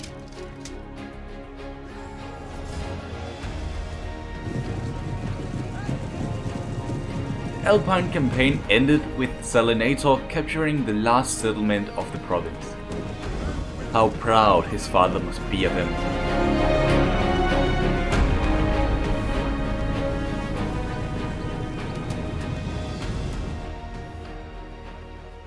With control over the Alpine province, everything seemed to go as planned, until the massive Lugas tribe declared war on us.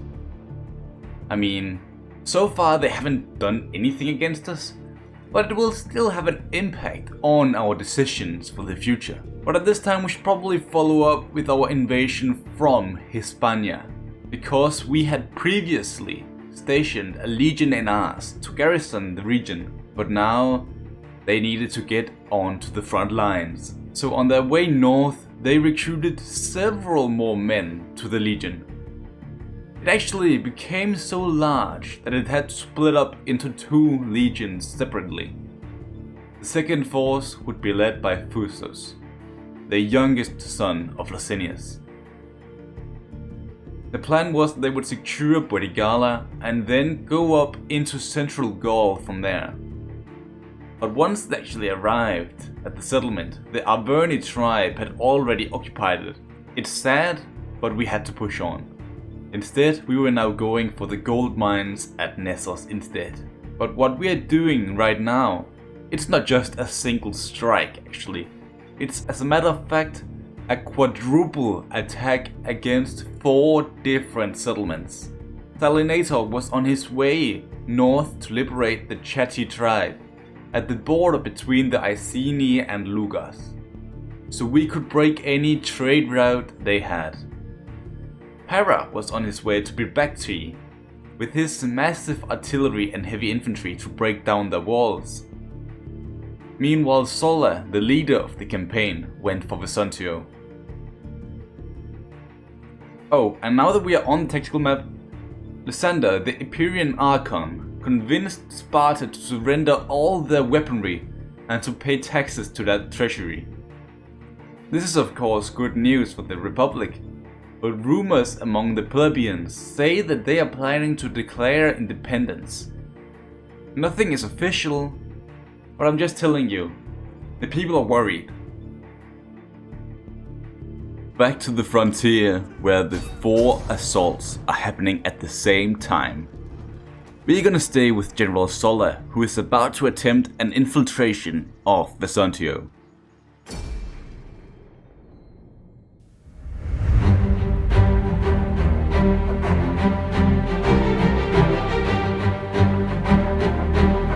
We decided to focus our attack at a wall near a gate where only 1 tower was in range of our scaling army.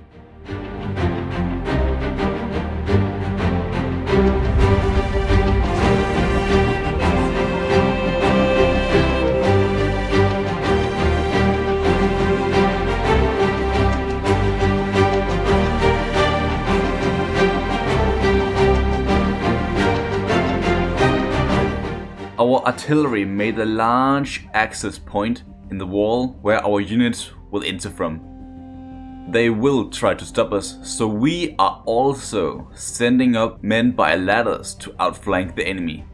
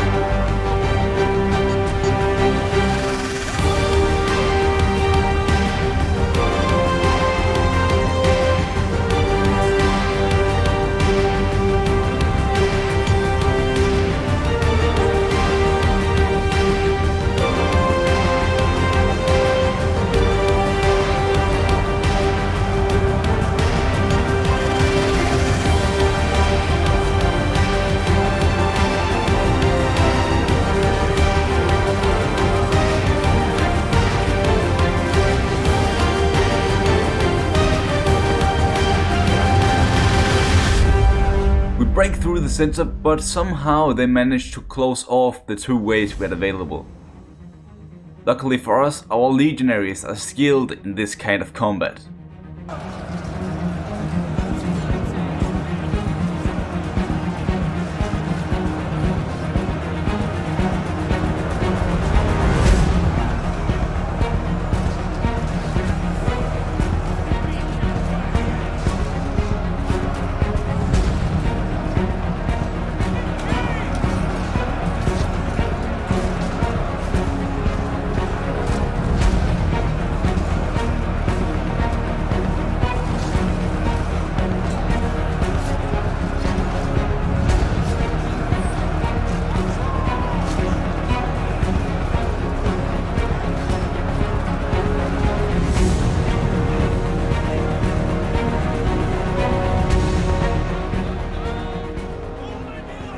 One of the centurions decided to send his men up on the walls for them to run around and into the side of the enemy.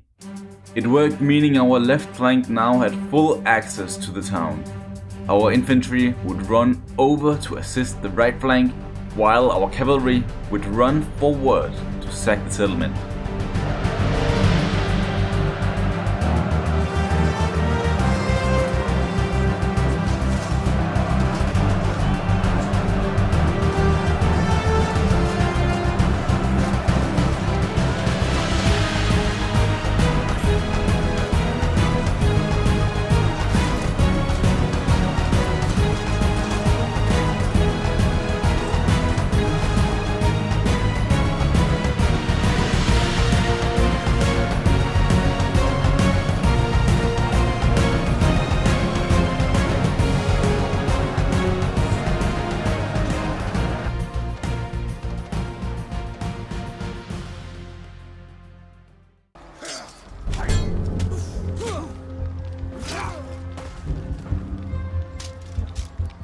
I will never learn to understand Mars, or Bellona for that matter.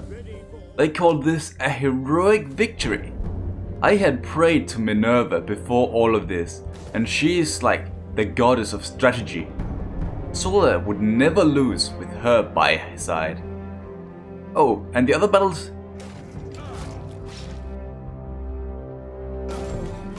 Yeah, they won as well. Great, not really. As this means Sulla was now all alone. The Iceni must have realized he was the leader of the armies and therefore tried to cut the head off the snake. They besieged Vesantio, hoping to take him out then and there. Salinator tried to get to the rescue, but it was all too late as the battle was about to begin. If the lone wolf dies, will the pack survive?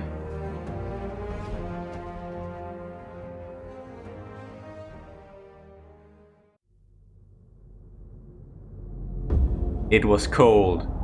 The dense layer of snow made it hard to move, and the wind was relentless.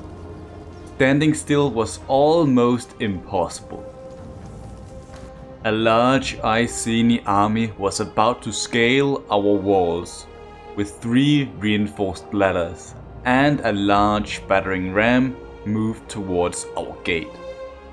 But Sulla, the leader of the defense, was prepared. With legionaries on the walls and the gate blocked, he just waited for them to approach. Jupiter had to guide them through this hell.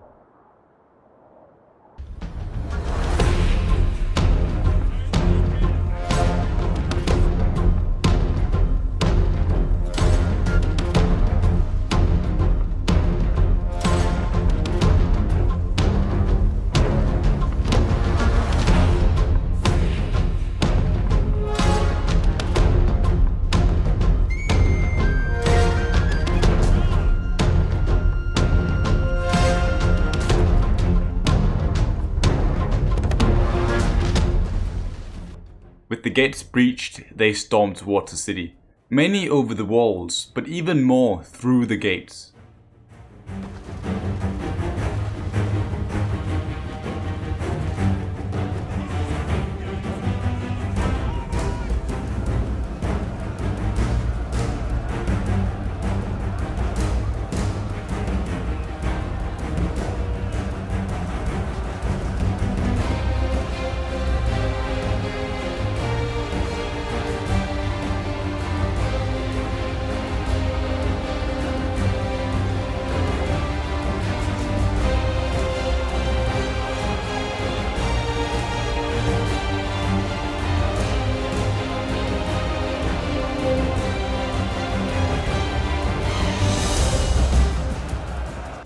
They were pushing us back to our barriers, leaving us little ground to maneuver. Some of them even reached the ground from the walls itself. Sulla had to deploy his veterans.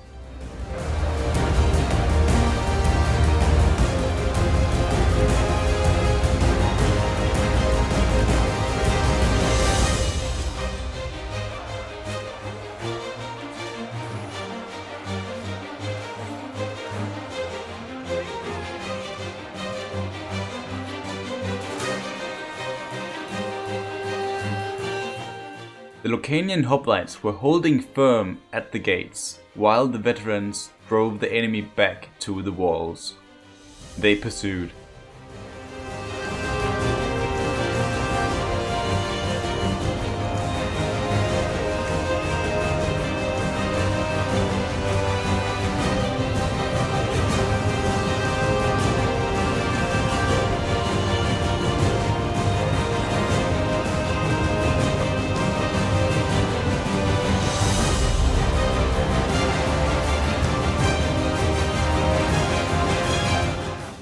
With the walls captured, the remaining Iceni were stuck in the gate, where they were encircled by our Lucanians and our cavalry. Without the ability to keep fighting, they withdrew. The battle was ours.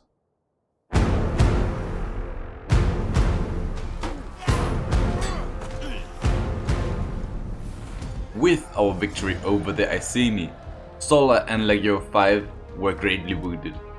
The men were completely battered and it would take time for the reinforcements from Italy to arrive. But in times of war, Mars wouldn't allow rest. Therefore Salinator, who were on his way to lifting the siege, hunted down the routing Iceni forces. They were completely defeated, meaning we had a bit more leeway over the region. Sulla and Salinator therefore would burn down the nearby Iceni villages to gain complete control.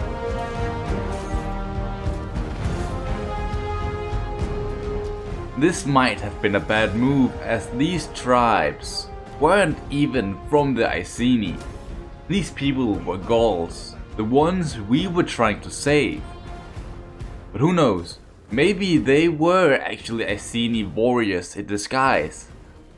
And Sulla, he would never take such a risk. At this point, Senator Devon arrived at the military camp, telling us the Republic have decided that we need to push the Iceni out of mainland Europe, as a beaten dog left on the mainland is bound to bite back. He also mentioned Selenator needed to protect the Lugos border, while we were at war with the Iceni, and so it would be. Selenator marched his legion back to the Alps, where he would stay for the rest of this campaign. And as soon as the reinforcements from Italy arrived, Sulla pushed out into Belgae territory. But Sulla wasn't alone in his expedition north. Pera, who seized Bibracte a year earlier, were on his way too. However, he had his hindrances to deal with. As he was pushing for Cenabum, he got attacked in the middle of a crossing.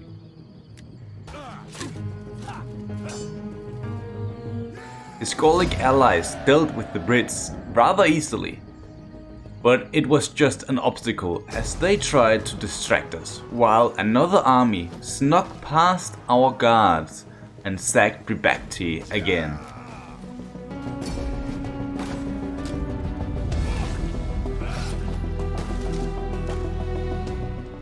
With an enemy army in behind our lines, Pera called for Megallus to support him from the south. Yet he was actually not needed as Pera caught up with the enemy and secured central Gaul.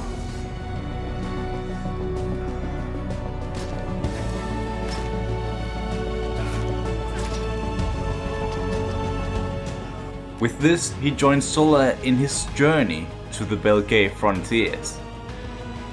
But on his way, he got intercepted by an elite Iceni army.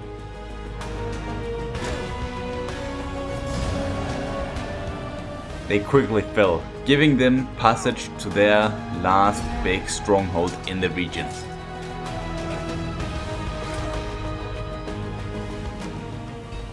And together with Sulla, they conquered Atuatuca. Central and eastern Gaul has been secured.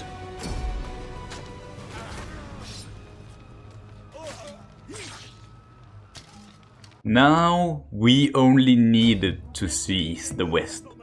And the ambitious youngest son of Licinius, Fusus, was in command here. He wanted to become the sole heir to the family riches, and with Selenator gaining plenty of glory to the east against the Iceni and Lugos tribes, Fusus needed to show off his tactical ability. Especially because Licinius was nearing 80 years of age, meaning he won't be part of this world for much longer. To show off his skills, he initially formed up in a double rank formation, with his veterans and Iberian forces in the back. But then he changed to a wedge formation where they would be able to push all their forces through their weak center. Here the veterans would act as the main firepower instead of just keeping them in reserve.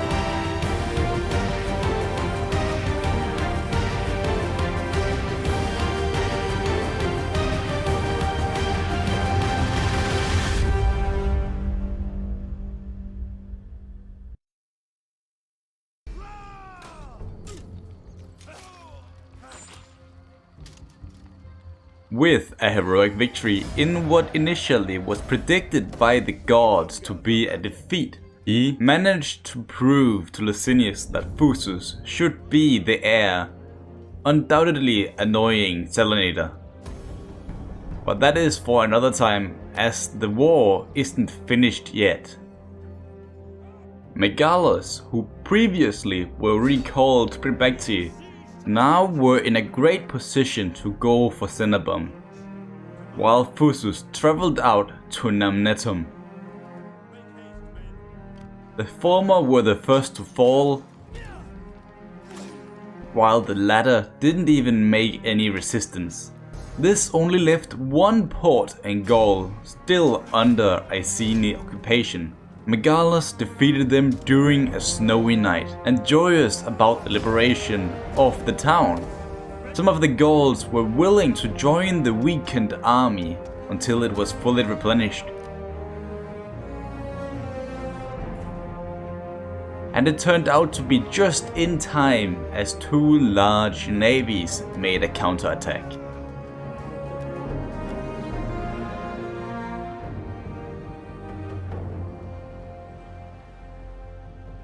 But we didn't know Neptune's influence was all the way up here, as he denied the Iceni to land all their forces and keeping them at sea instead.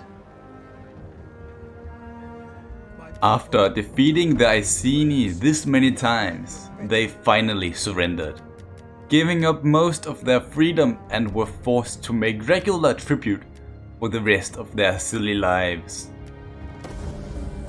I fear I betray my people by agreeing, but I have no army of words to oppose it. With one enemy out of the war, the Odrysian kingdom decided to follow suit by doing the same exact thing, giving up complete influence over Thrace. Sulla also made an agreement with the Cimbros tribe on the other side of the Rhine to protect our border against any Germanic aggression. And to end off the diplomacy, Egypt, who obviously realized most of our forces now were in a position to expand south again, decided to bribe us into a peace treaty and trade. But Rome never forgets a hostile enemy and could always attack when they least expected. 3 years later, and Gaul is now fully integrated into Roman society, with only Megalos and Pera as garrisons. Sulla was on his way back to Italy with his new legion based on auxiliaries from different Gallic tribes who wanted to show their gratitude to us through service. But it was not just him. 3 more armies were already in Italy, fully formed, while Licinius and Pappus both have done the same. Even new ships were being built, preparing for the Republic to take the Mediterranean throne by storm. But who should the wrath of Neptune be unleashed upon? Carthage have survived in this world only because we have allowed them to. The Anatolians are now within reach, as Thrace have come under Roman control. Or even Egypt, because Rome never forgets. The choice is for the Senate to decide. The Senate was debating who the wrath of Neptune should be unleashed upon. There was a broad agreement on Carthage had to meet their fate, and as Devon said, it'll give us the ability to invade Egypt by land rather than purely by sea, meaning we're now thinking ahead instead of just this war. And with the agreed target, we now had to figure out a plan of attack. And after a bit of tinkering, the following plan was made. One army should strike from our African holdings and mislead as many Carthaginian armies as possible, while the second wave of legions would land by sea and capture the coastline. The best place to land was undoubtedly at the city of Carthage, because if we take their only walled settlement, while they weren't ready, they won't be able to form a decent defense for the remainder of this war. Cato also mentioned how we needed spies to assist us in this war here.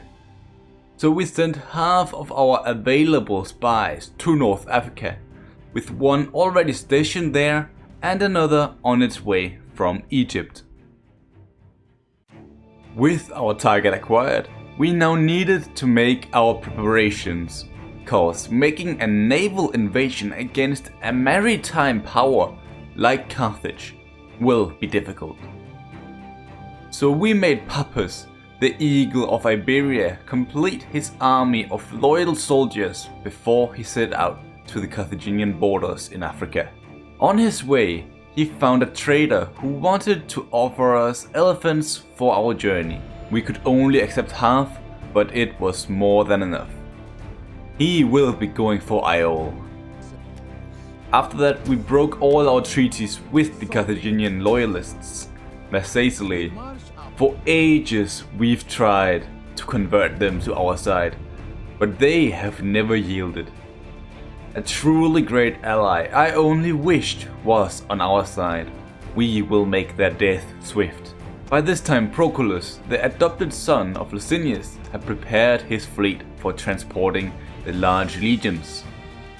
He would be protecting his father and youngest brother Fusus, who've arrived from his campaign in Gaul. Sulla would be leaving for Corsica, while Salinator would arrive as the reinforcing army. He has truly been replaced by his brother. A sad sight to see. Nonetheless, the legions set sail, and although many preparations were made, a great many were taken by Neptune during the crossing. But Licinius, he didn't care. His age-old enemy from many years ago had to fall. He forced his men to persevere and landed on the African shores to besiege the settlement. Siege to the settlement! But due to his old age, he thought it might be best for the younger generation to get some experience at a siege like this. So he allowed Fusus, the heir of the family, to take charge. This would be the test of his time. 9,000 Roman soldiers and auxiliaries against 9,000 Carthaginians, without mentioning the massive elephants and fast ships at their disposal. If we were to do this, we had to do it the right way. Reaching the walls will not be an easy feat, especially as we only have 2 ladders to attack with. But using them wasn't necessarily the key to our victory. Fusus would attack from the south, with most of his men trying to fight for the walls, while some of them would go for the gate to burn it down. Licinius would then arrive at the western gate to try and make a breakthrough up there. But actually, both of these attacks were a distraction, as our fleet, led by Proculus and the heroic Traianus, would land inside the settlement and the eastern shores. They would then attack the defenders from behind, while some of them also would capture the town square, giving us the victory. But we only had resources for 40 days, which might seem like a lot. But this settlement could withstand sieges for several years, meaning we had to succeed in our attack, or else the entire invasion would fail.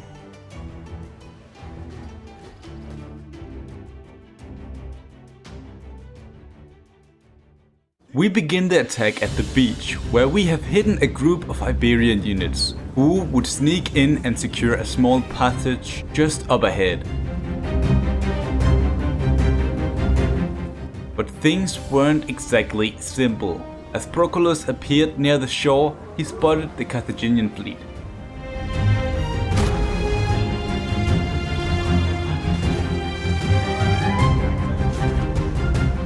They had anticipated our move, meaning we had to fight.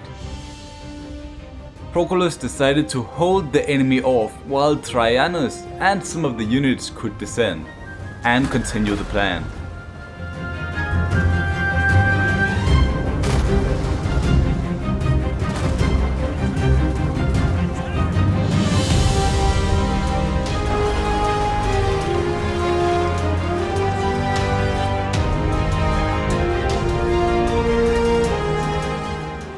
paid with his life, but his swift thinking was the only thing that ensured the plan was still in motion.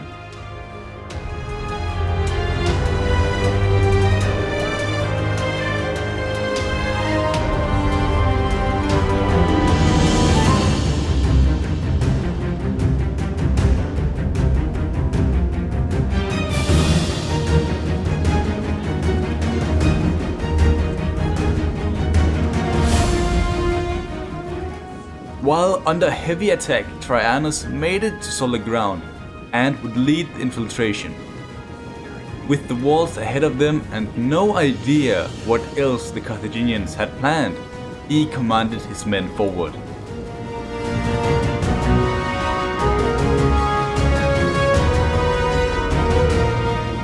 Traveling down to Phusus, things weren't going as planned either. Carthaginian ships were guarding the path to the gate we wanted to attack, meaning we had to fall back and rely on our two ladders instead. If they somehow got destroyed by their ballistas, we would be in trouble.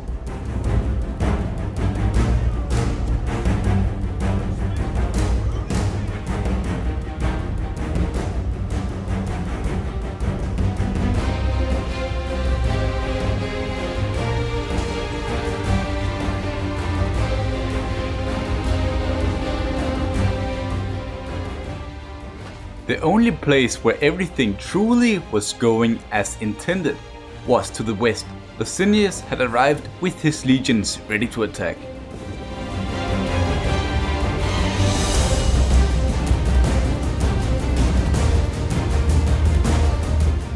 Once in position, his men would stand alert while his equites attempted to burn down the gates.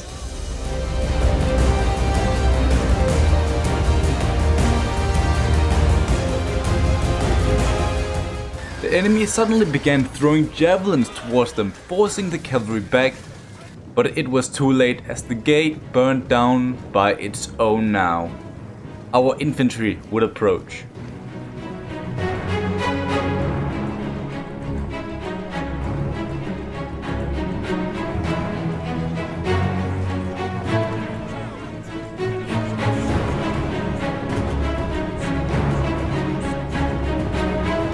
When the gates opened, they realized the most difficult part was still to come.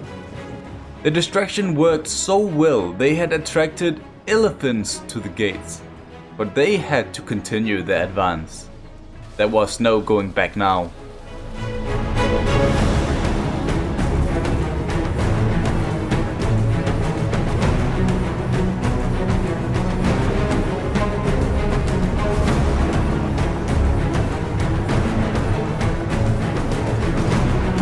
The enemy beasts fought with fury, meaning this would finally be an even battle.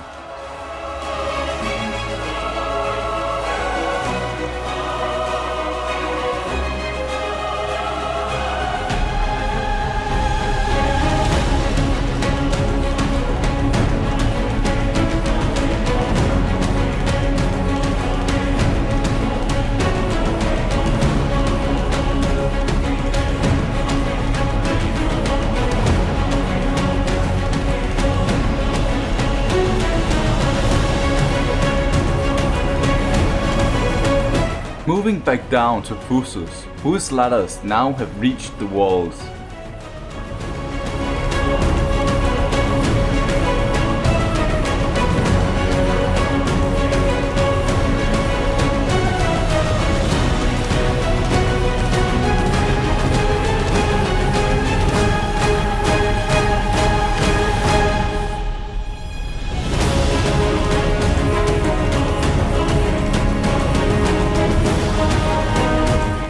Enemy reinforcements were entering the town. We had to capture that gate.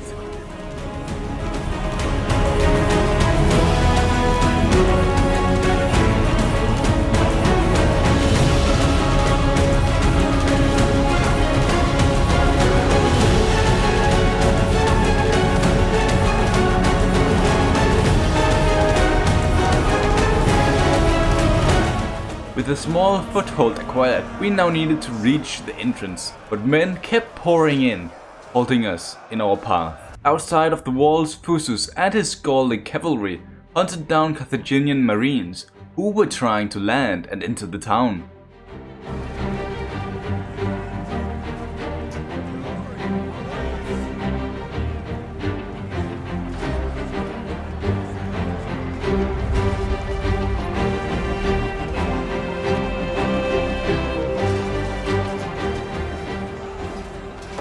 With our fake attacks from the front, our infiltration army could walk through the city almost unopposed. Because of our high casualties at our landing, we decided to focus all our men at the town square. We would approach it from two angles, with Traianus moving closest to the harbor. If the men at the walls could hold on for long enough, we could win the battle through this move alone. First sign of resistance we saw from inside the town was a group of archers.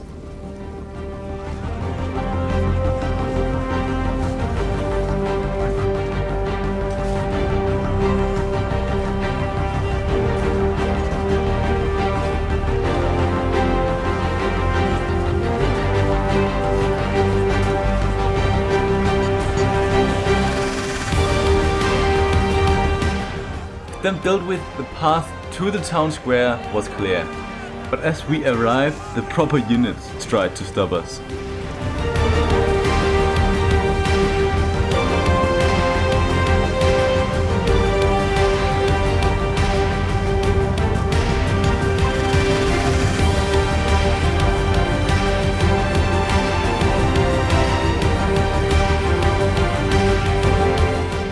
And if it couldn't get any worse, massive beasts of war arrived, and with our men's lousy marines equipment, we were severely outmatched here.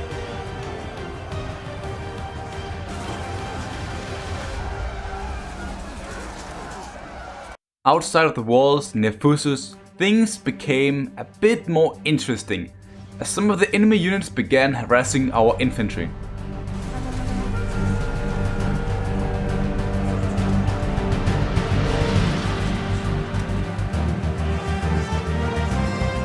Fusus and his cavalry would ride to the rescue.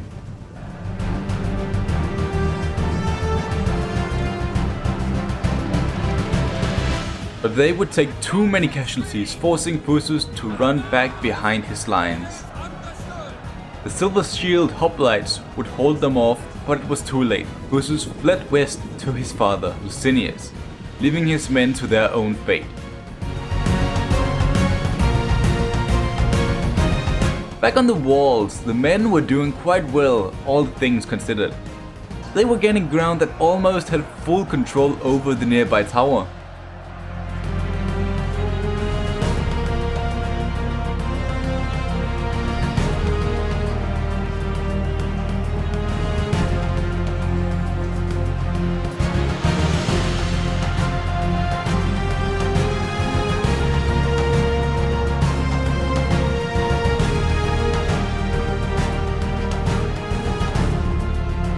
The gate where the enemy reinforcements were entering from got contested as well. But this meant the enemy would move to the north, where both Licinius and Fusus were.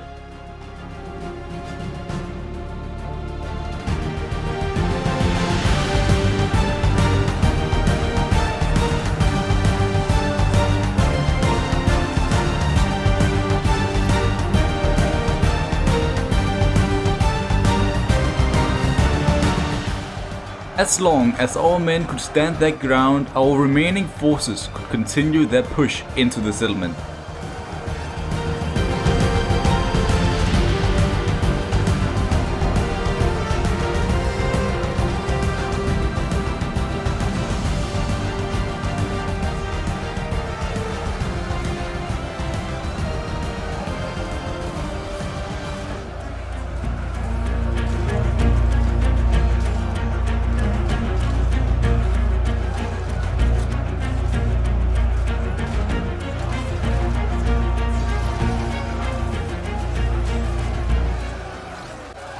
Back in the town square, where the elephants were demolishing our troops, beating our men from left to right, they couldn't stand on their feet. but Traianus cheered them on, pushing his men to their maximum capacity.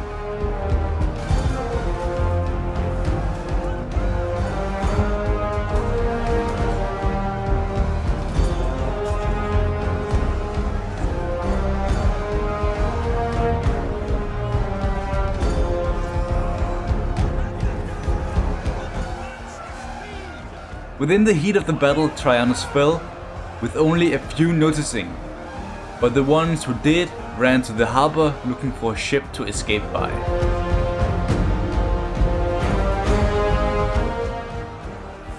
But at this point reinforcements arrived. More ships had landed on the beach and made it down to the town square. Alongside the last bit of assistance the men needed, they pushed back the troops, gaining full control over the town square.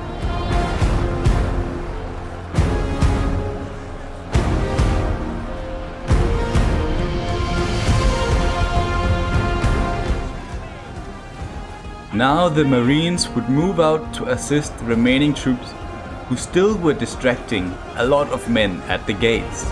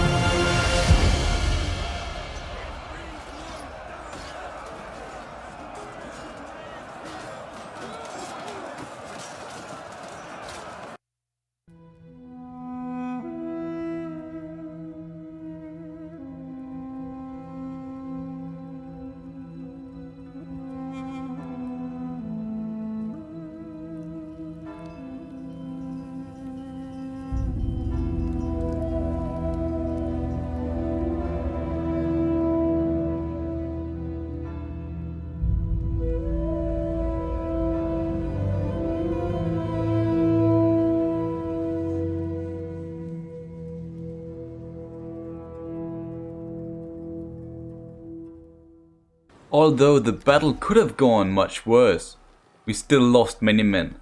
Proculus, who sacrificed himself, Traianus, who gave his all to the bitter end, and the countless Roman soldiers. They will be honored. We razed the city to the ground, sending the surviving Carthaginians a message. This will be their last war. Mars won't spare a single soul. The city of Carthage might have fallen into our hands, but all of this wouldn't be possible unless Pappus had forced one of the Carthaginians' greatest armies to the west, away from the settlement.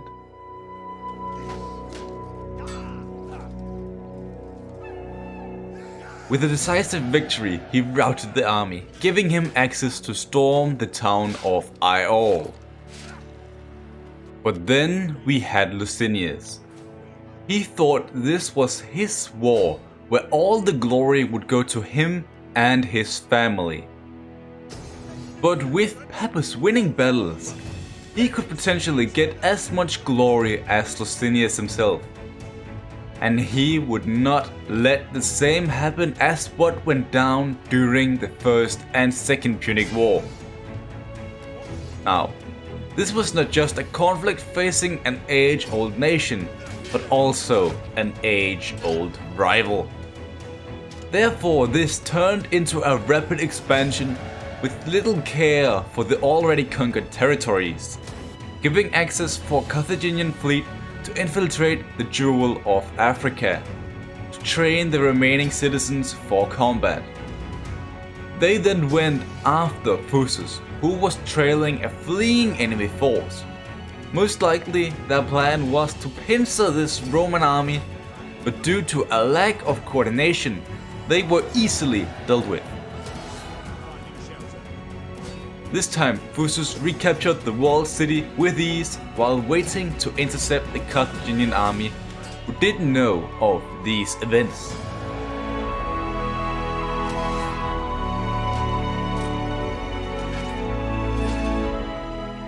At this point, the second wave of reinforcements had arrived, and just before all the legions could group up, the Carthaginians attacked the one army with Selenator in command. We are about to witness a new battle. Before his arrival, Selenator had spoken with the keepers of the sacred Sibylline books, who told him of a great battle near Samar. It was foretold the Roman legion would face countless tusked beasts, and therefore had to deal with them by tunneling their elephants through channels in their lines. This was the reason behind his formation, but as he soon would realize, prophecies weren't that easy to unravel.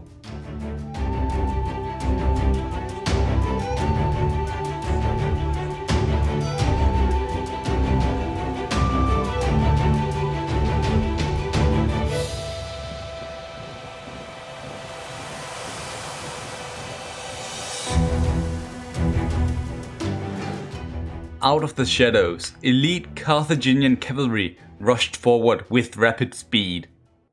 Without much time to react, the velites got charged, while the first cohorts ran to the rescue.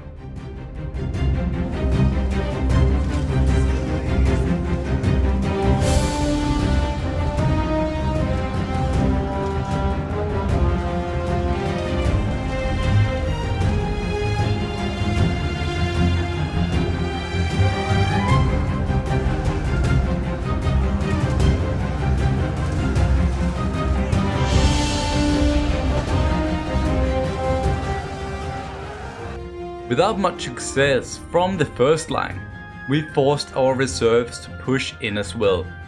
So now we were slowly getting around their flanks.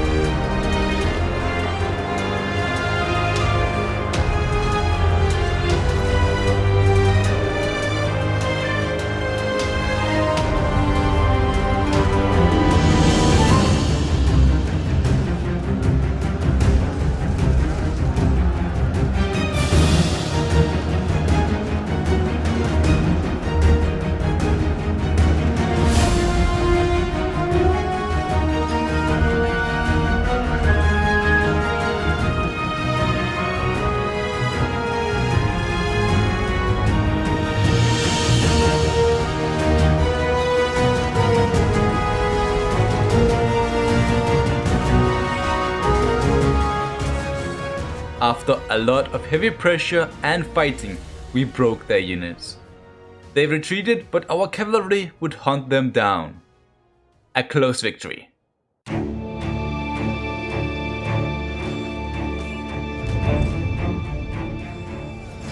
It might not have turned out as Selenator expected, but he was still alive while the enemy was not. But let us track back in time, cause we need to learn what happened at our islands. Our remaining ships from the siege of Carthage had returned north to escort Sulla over to Corsica, which they luckily took with ease.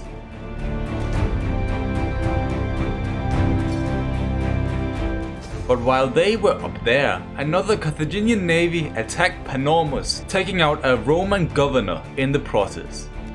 Now, this could have been much worse, but as Selenator hadn't traveled to Africa yet, he could recapture the town and burn the hostile ships to the ground.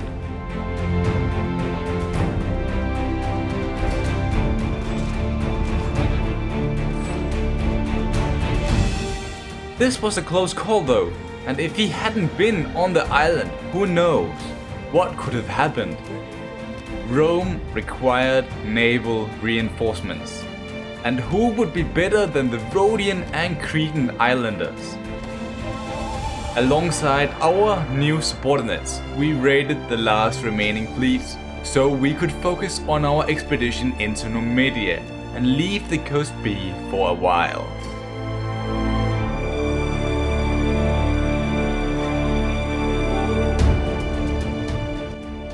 Okay, that is enough time with Fabricio's family. Let's go back to Pappus, who actually made the first move for the Numidian towns.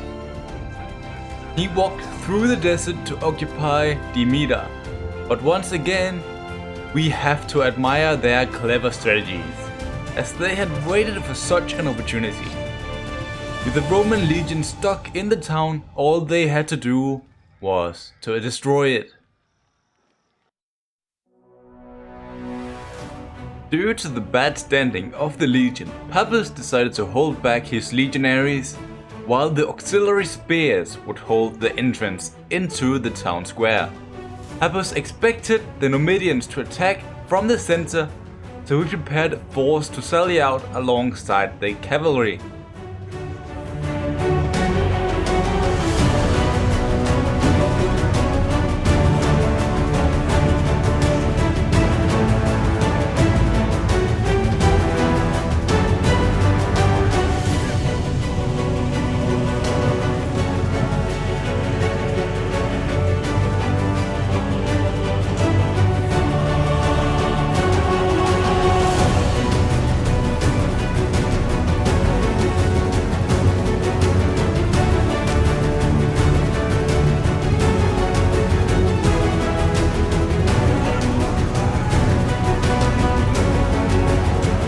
When the time was right, he sprung a trap to the north, encircling the main part of the enemy force, while the elephants charged towards the assault on the town square.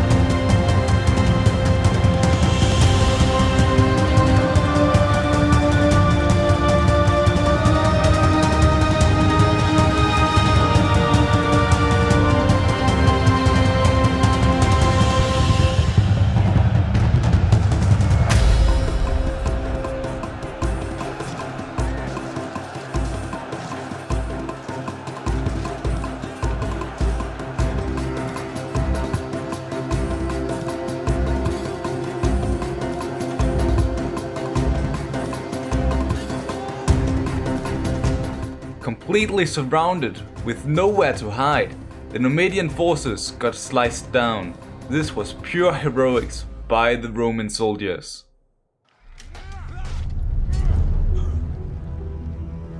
Some might call it luck, but the Eagle of Iberia have never heard of the concept of defeat. This of course infuriated Licinius, who ordered his son to take Khitan.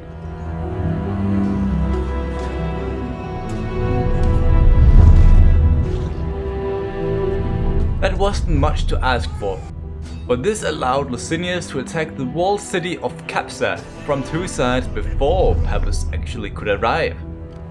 They prepared as much siege equipment as they required, but due to the will of the gods, a siege was impossible. And when the time finally was right, Pappus had arrived, sharing the glory among all of the most notable generals.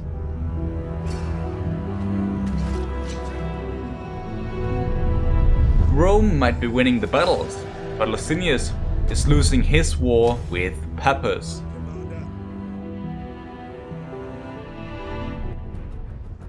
While Licinius was moving towards Capsa, Salinator would be the backup to a conquest of the last coastal settlements, while the navy sailed ahead. The fleet took major casualties from the assault, yet was eventually successful. But while docked, a counterattack was formed by the Carthaginians, who destroyed our fleet once again, forcing Salinator to wait for the others.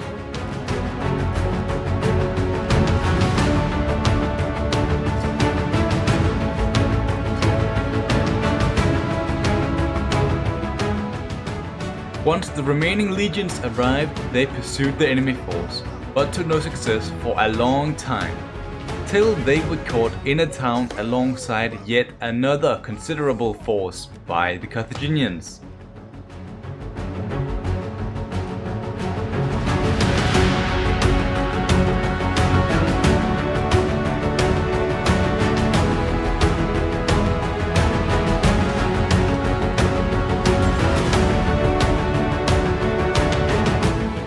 This would be the last major battle between the Republic and Carthage.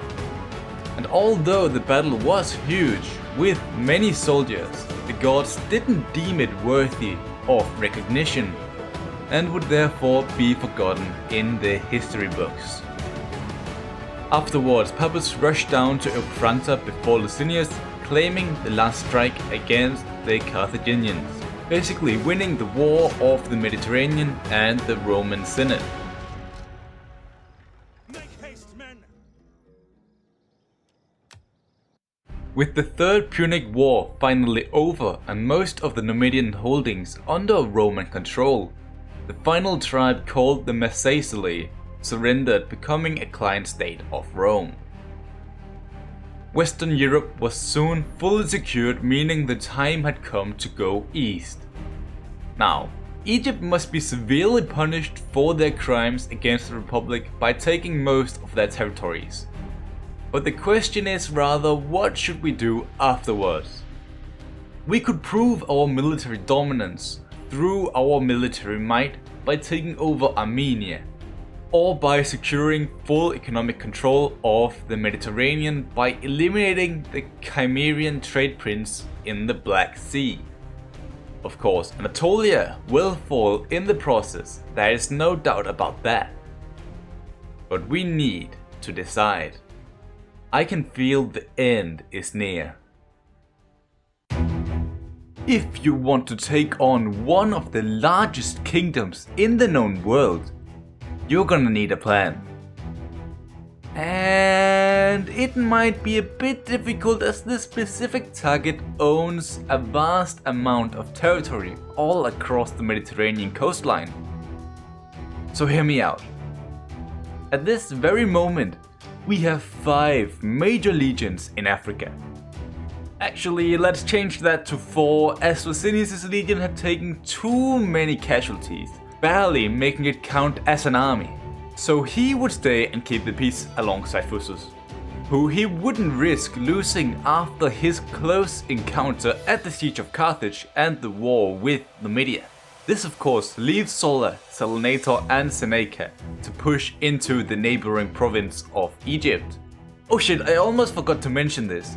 Shortly after the Punic War ended, both Pappus and Rufus passed away. It's almost poetic how their story started and ended together. But this is the reason why Seneca was leading an army. He has always been around, but he's more like the second choice of everything. He's not gonna be anything specific. But back to the plan. These guys would push for the Egyptian heartland, while a second invasion would come by sea against their Anatolian holdings. They would attempt a swoop for Ephesus and Side, while their real prize was Antioch in the Levant. Rufus' former legion would take point, while 2 fresh Italic-Hellenic legions would join in as backup. It sounds easy enough. So let's just hope nothing unexpected occurs, such as an invasion of Italy, or every single Eastern superpower forms a coalition against us. Nope, that will definitely not happen.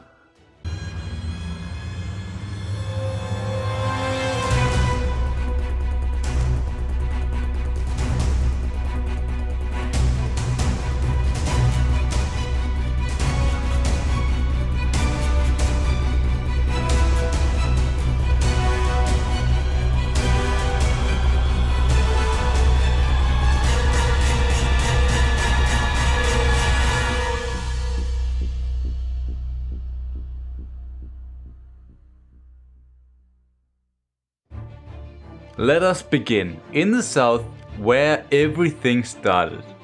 The war hadn't been launched just yet, but our legions were already near a major settlement ready to strike as swiftly as possible.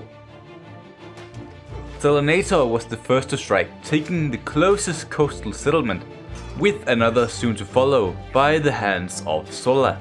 A third army pushed for Memphis, hoping to take control of the Egyptians' precious pyramids. This would leave the pharaoh all alone, as he was besieging Cairene.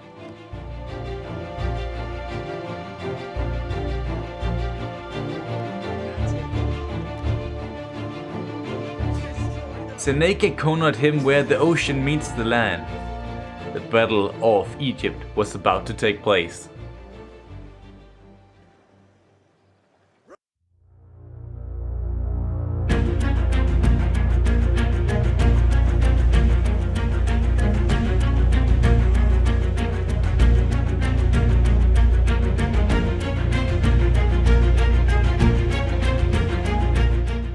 Formed up in a classic Triplex Acies formation, but we were trying to hide some Numidian cavalry in the forest nearby. For them to reach the enemy backline, we shifted our own lines to our left.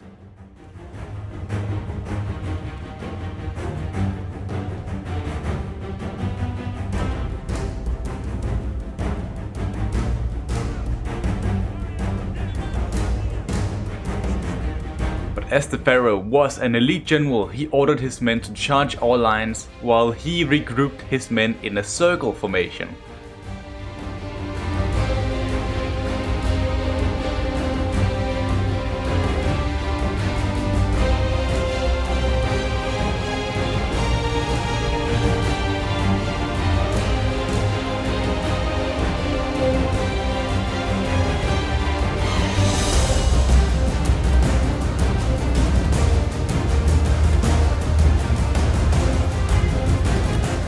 After some time, the pharaoh charged after our cavalry. He would be ambushed by our own in the forest, and at the same time some of their units attacked our left flank.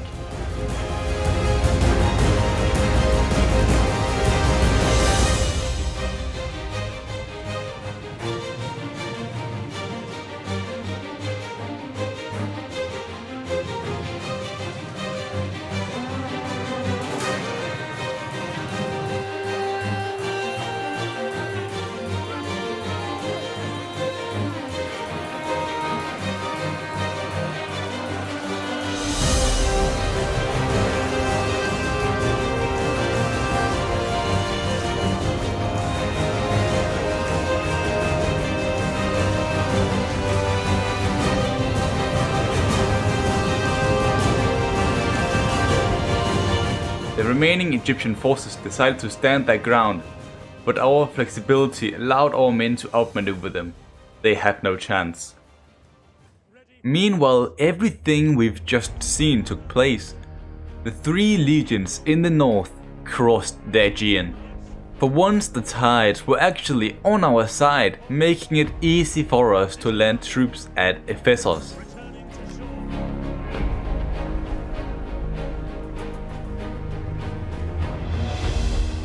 The enemy fleet that guarded the port was very skilled in naval warfare, taking out most of our crew. But the town was ours, meaning we could push on. From here we decided to split our forces in two, with most of our legions crossing Celtic territory to reach side, while another arrived by ships escorted by the fleet. The latter was arguably the more risky route, as pirates were known to travel in these waters, as well as the Egyptians could have hidden a fleet somewhere beyond our knowledge. Luckily we made it, capturing the town, but with heavy casualties.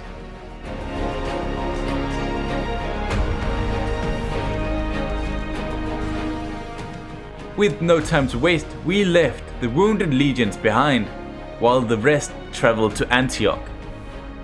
Once again we had to cross the Galatian borders. They are probably scheming to destroy us by now, but as long as they haven't done anything, we won't bother. At long last we reach Antioch, conquering the city with ease.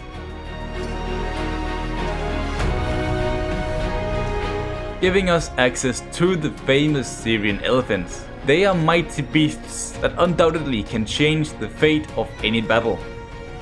But before we move on, I should probably tell you about this war on a grand strategy scale. A long time ago, Armenia joined Egypt against us, but now Parthia and Chimeria had done the same. This could be catastrophic for the Republic, especially as something devastating already was taking place in Italy.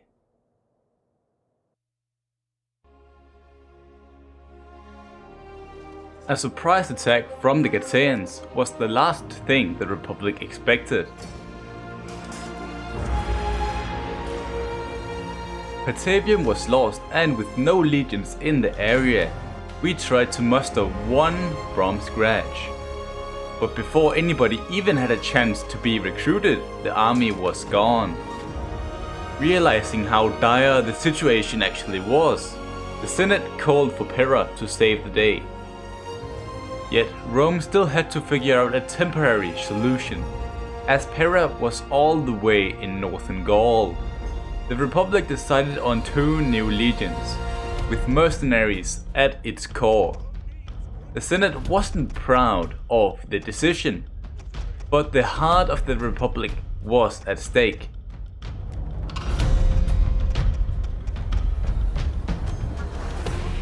The legion stopped the Getaeans at Asculum, recapturing most of the towns in the process.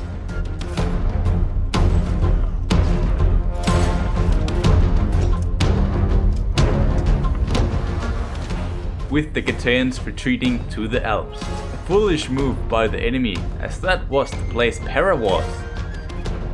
He defeated the last Getaean invasion force, even capturing Noria in the process.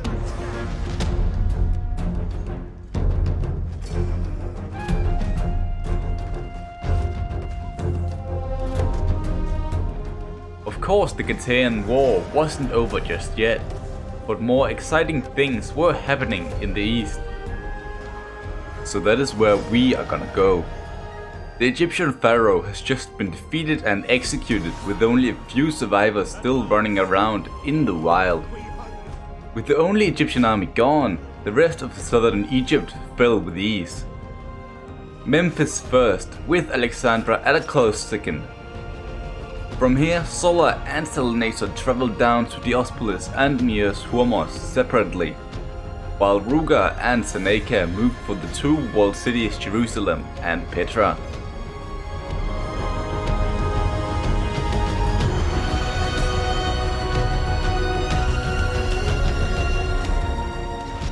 With them taking all their conquests so far would be easy to defend.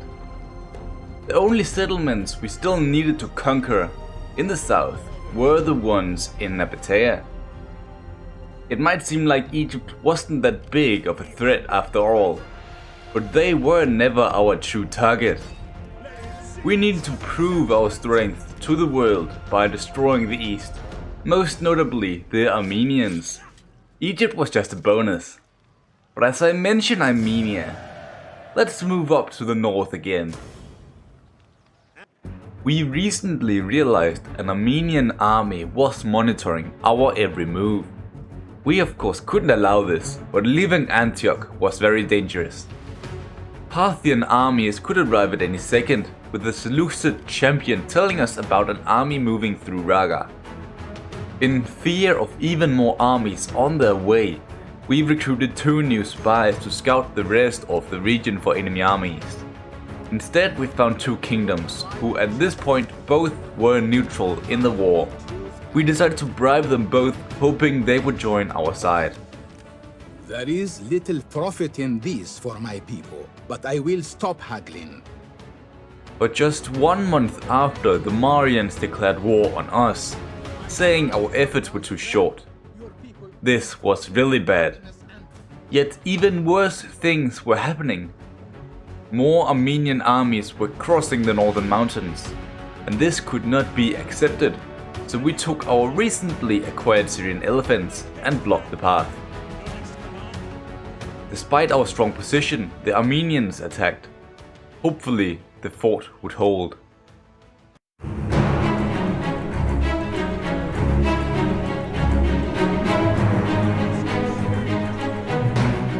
We had blocked all 3 entrances with silver shield hoplites while keeping some of our cavalry outside. A small scouting party was closing in from the right, but realizing the larger army was actually approaching from the left, we moved most of our men to that flank.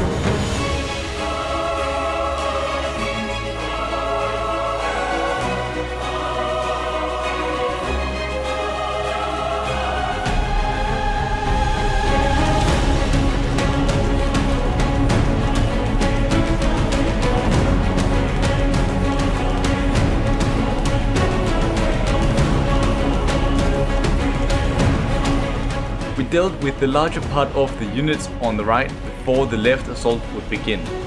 This allowed us to basically destroy one army at a time.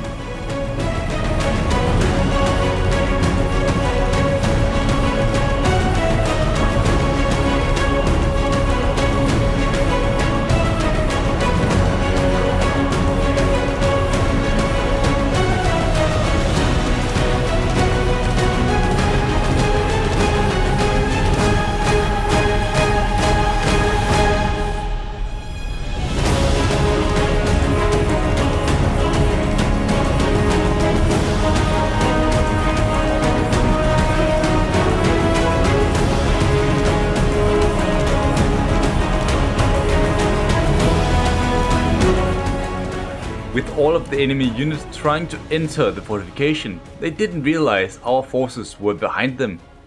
With one cohesive charge, the enemy forces routed. With a heroic victory, the Armenian advance was stopped, and not being a man to waste an advantage, the legions pushed into the mountains and took Samosaya.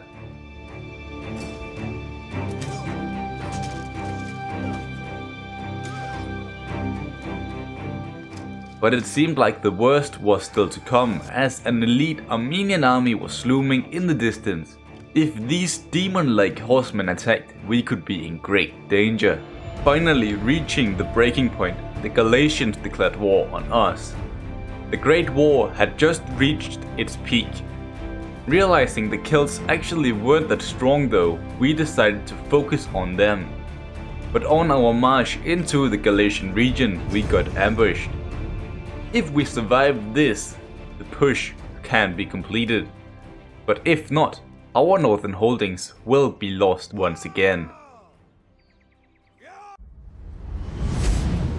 The legion was marching through a grove when they heard the horns. They were completely surrounded, and therefore the legate pulled every available man down the slopes and into the trees, while his auxiliaries would hold off the men rushing down the hill.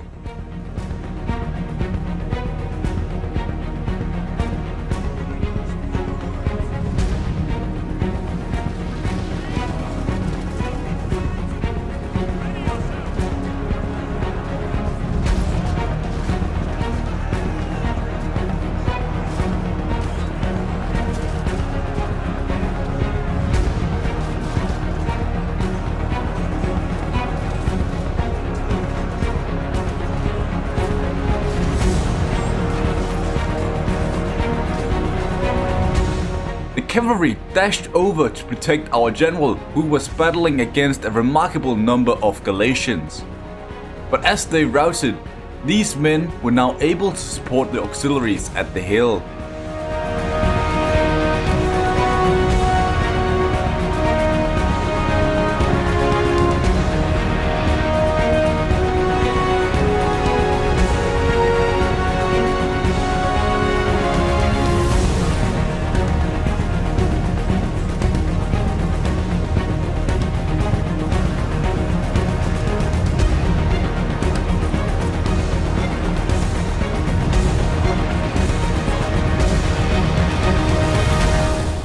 As our cavalry reached the rear of the enemy position, they charged downhill at absolute speed. The Celts had no chance.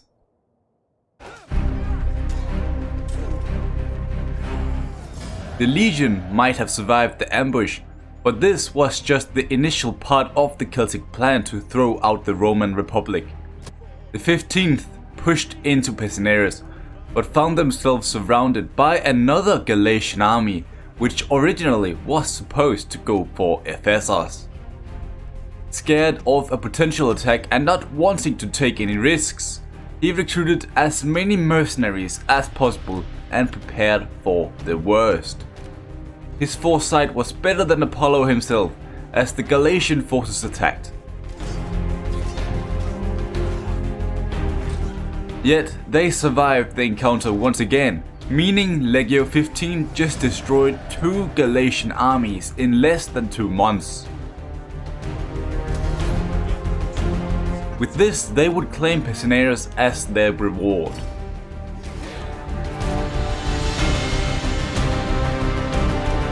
Near Antioch, a much smaller army foolishly attacked as well, but got easily repelled. This left Tarsus vulnerable right for the taking, but not just for the Romans, as the Armenians saw this as an opportunity as well. And again, against the odds, the Roman army came out on top, narrowly surviving. Twice actually, as the Galatian tried once again to retake the town, but failed. With their surprise attack spoiled, we pushed on and captured Impera and Iceni.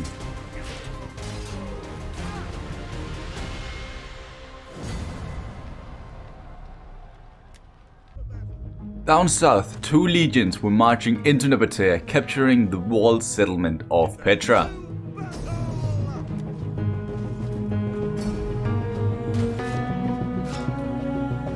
With no time to waste, as they needed to get up north to assist against the emerging Parthian and Armenian forces, the legions took Hectra, with Chamutas soon to follow.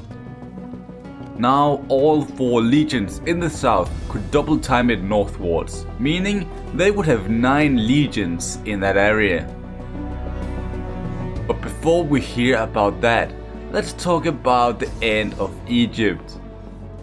Palmyra gave the Romans a good fight, but with no success, as they were defeated, leaving the last Egyptian stronghold on the island of Cyprus.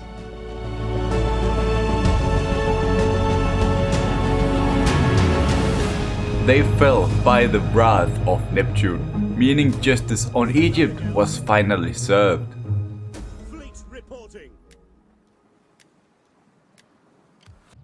In terms of the war with Armenia, we need to go a tad back in time.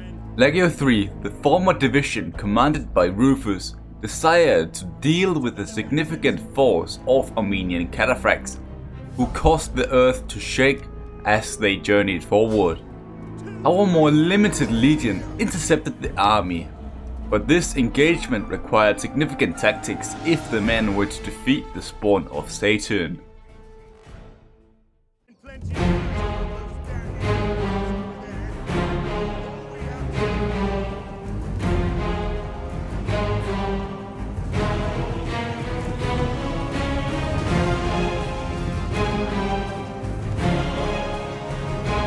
Knowing the Armenians had superior cavalry, we decided to protect our flanks by making an extremely narrow wedge. This way our skirmishers were safe to fire at the enemy, and this was our plan of attack.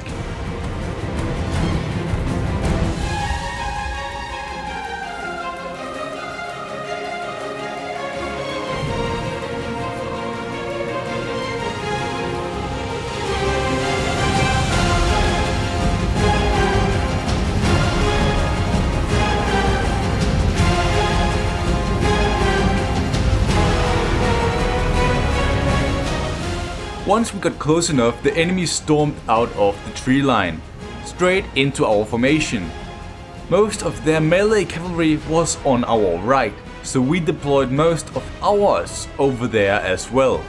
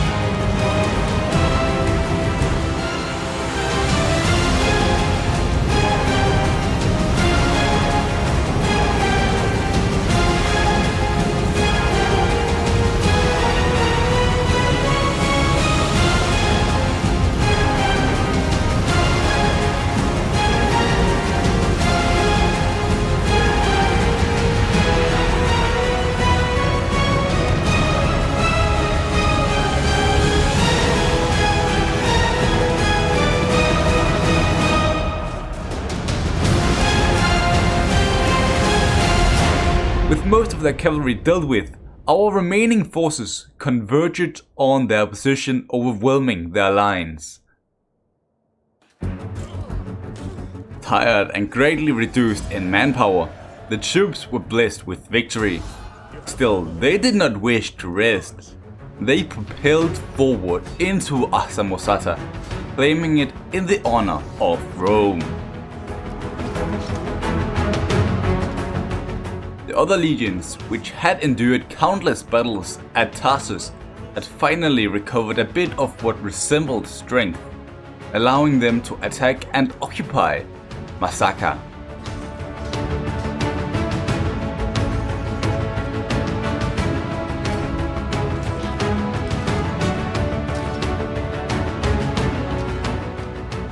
But not willing to lose this town, yet another Armenian force, though much less powerful but still dangerous, attacked the town.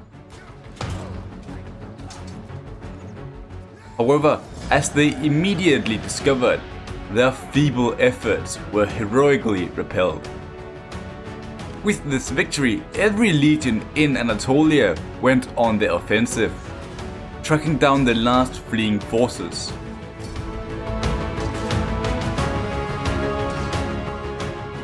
Recognizing they were beaten, the Armenian king surrendered, and as the Republic was at war with this many enemies, one less was deeply appreciated.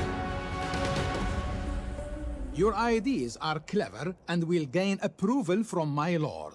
I guarantee it, my friend. This left Parthia as the next target. Luckily for us though, one of their armies was all alone in Armenian territory, which is now controlled by us. We attempted to pincer the army, but with little success as they retreated into the forest. Here the legions could have caught them, but due to a few logistical errors, this did not happen. But starving and without the will to keep fighting, the entire army surrendered, without any form of resistance. This was of course unheard of till now, but anyone willing to surrender to Jupiter would receive mercy. Back in the Levant, two legions were pushing for Dura, conquering it with ease. Here we saw that most of the Parthian forces were gathering at Hatra, and the legate decided to make an unexpected attack on the elite Persian army while it still was possible.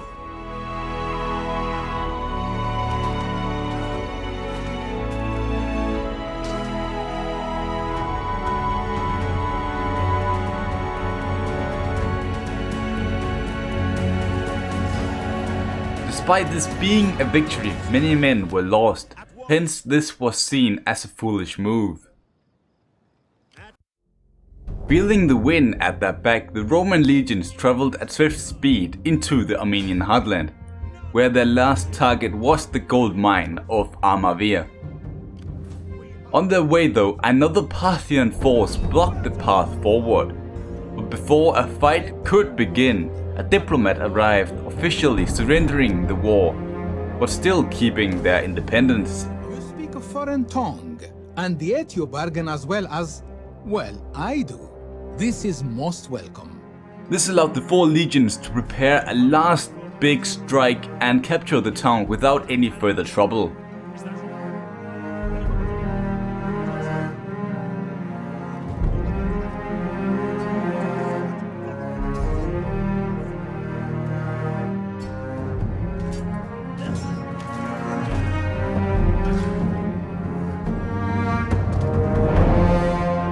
And not wanting to be part of the war anymore, the Cimmerians submitted to Roman rule, alongside Getaea, whose armies were crushed once again. I fear I betray my people by agreeing, but I have no army or words to oppose it.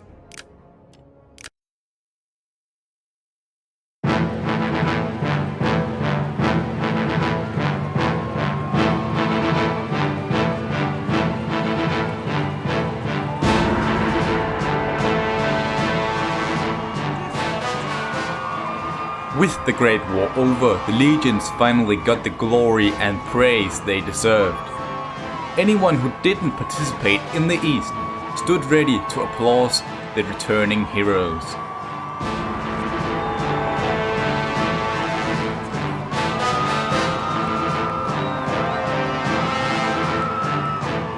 The smiles on every man, woman and child were priceless. Success for the Roman Republic was beyond measure.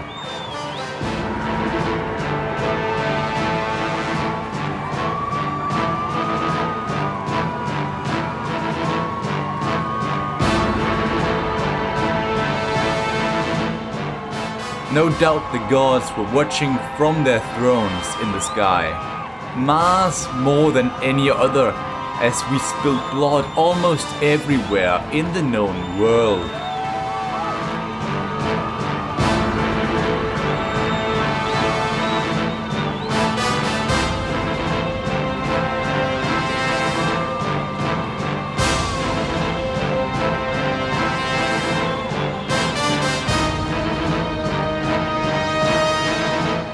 The legions would stop at the steps of the temple of Jupiter, where Fusus would shout one sentence: Roma Invicta.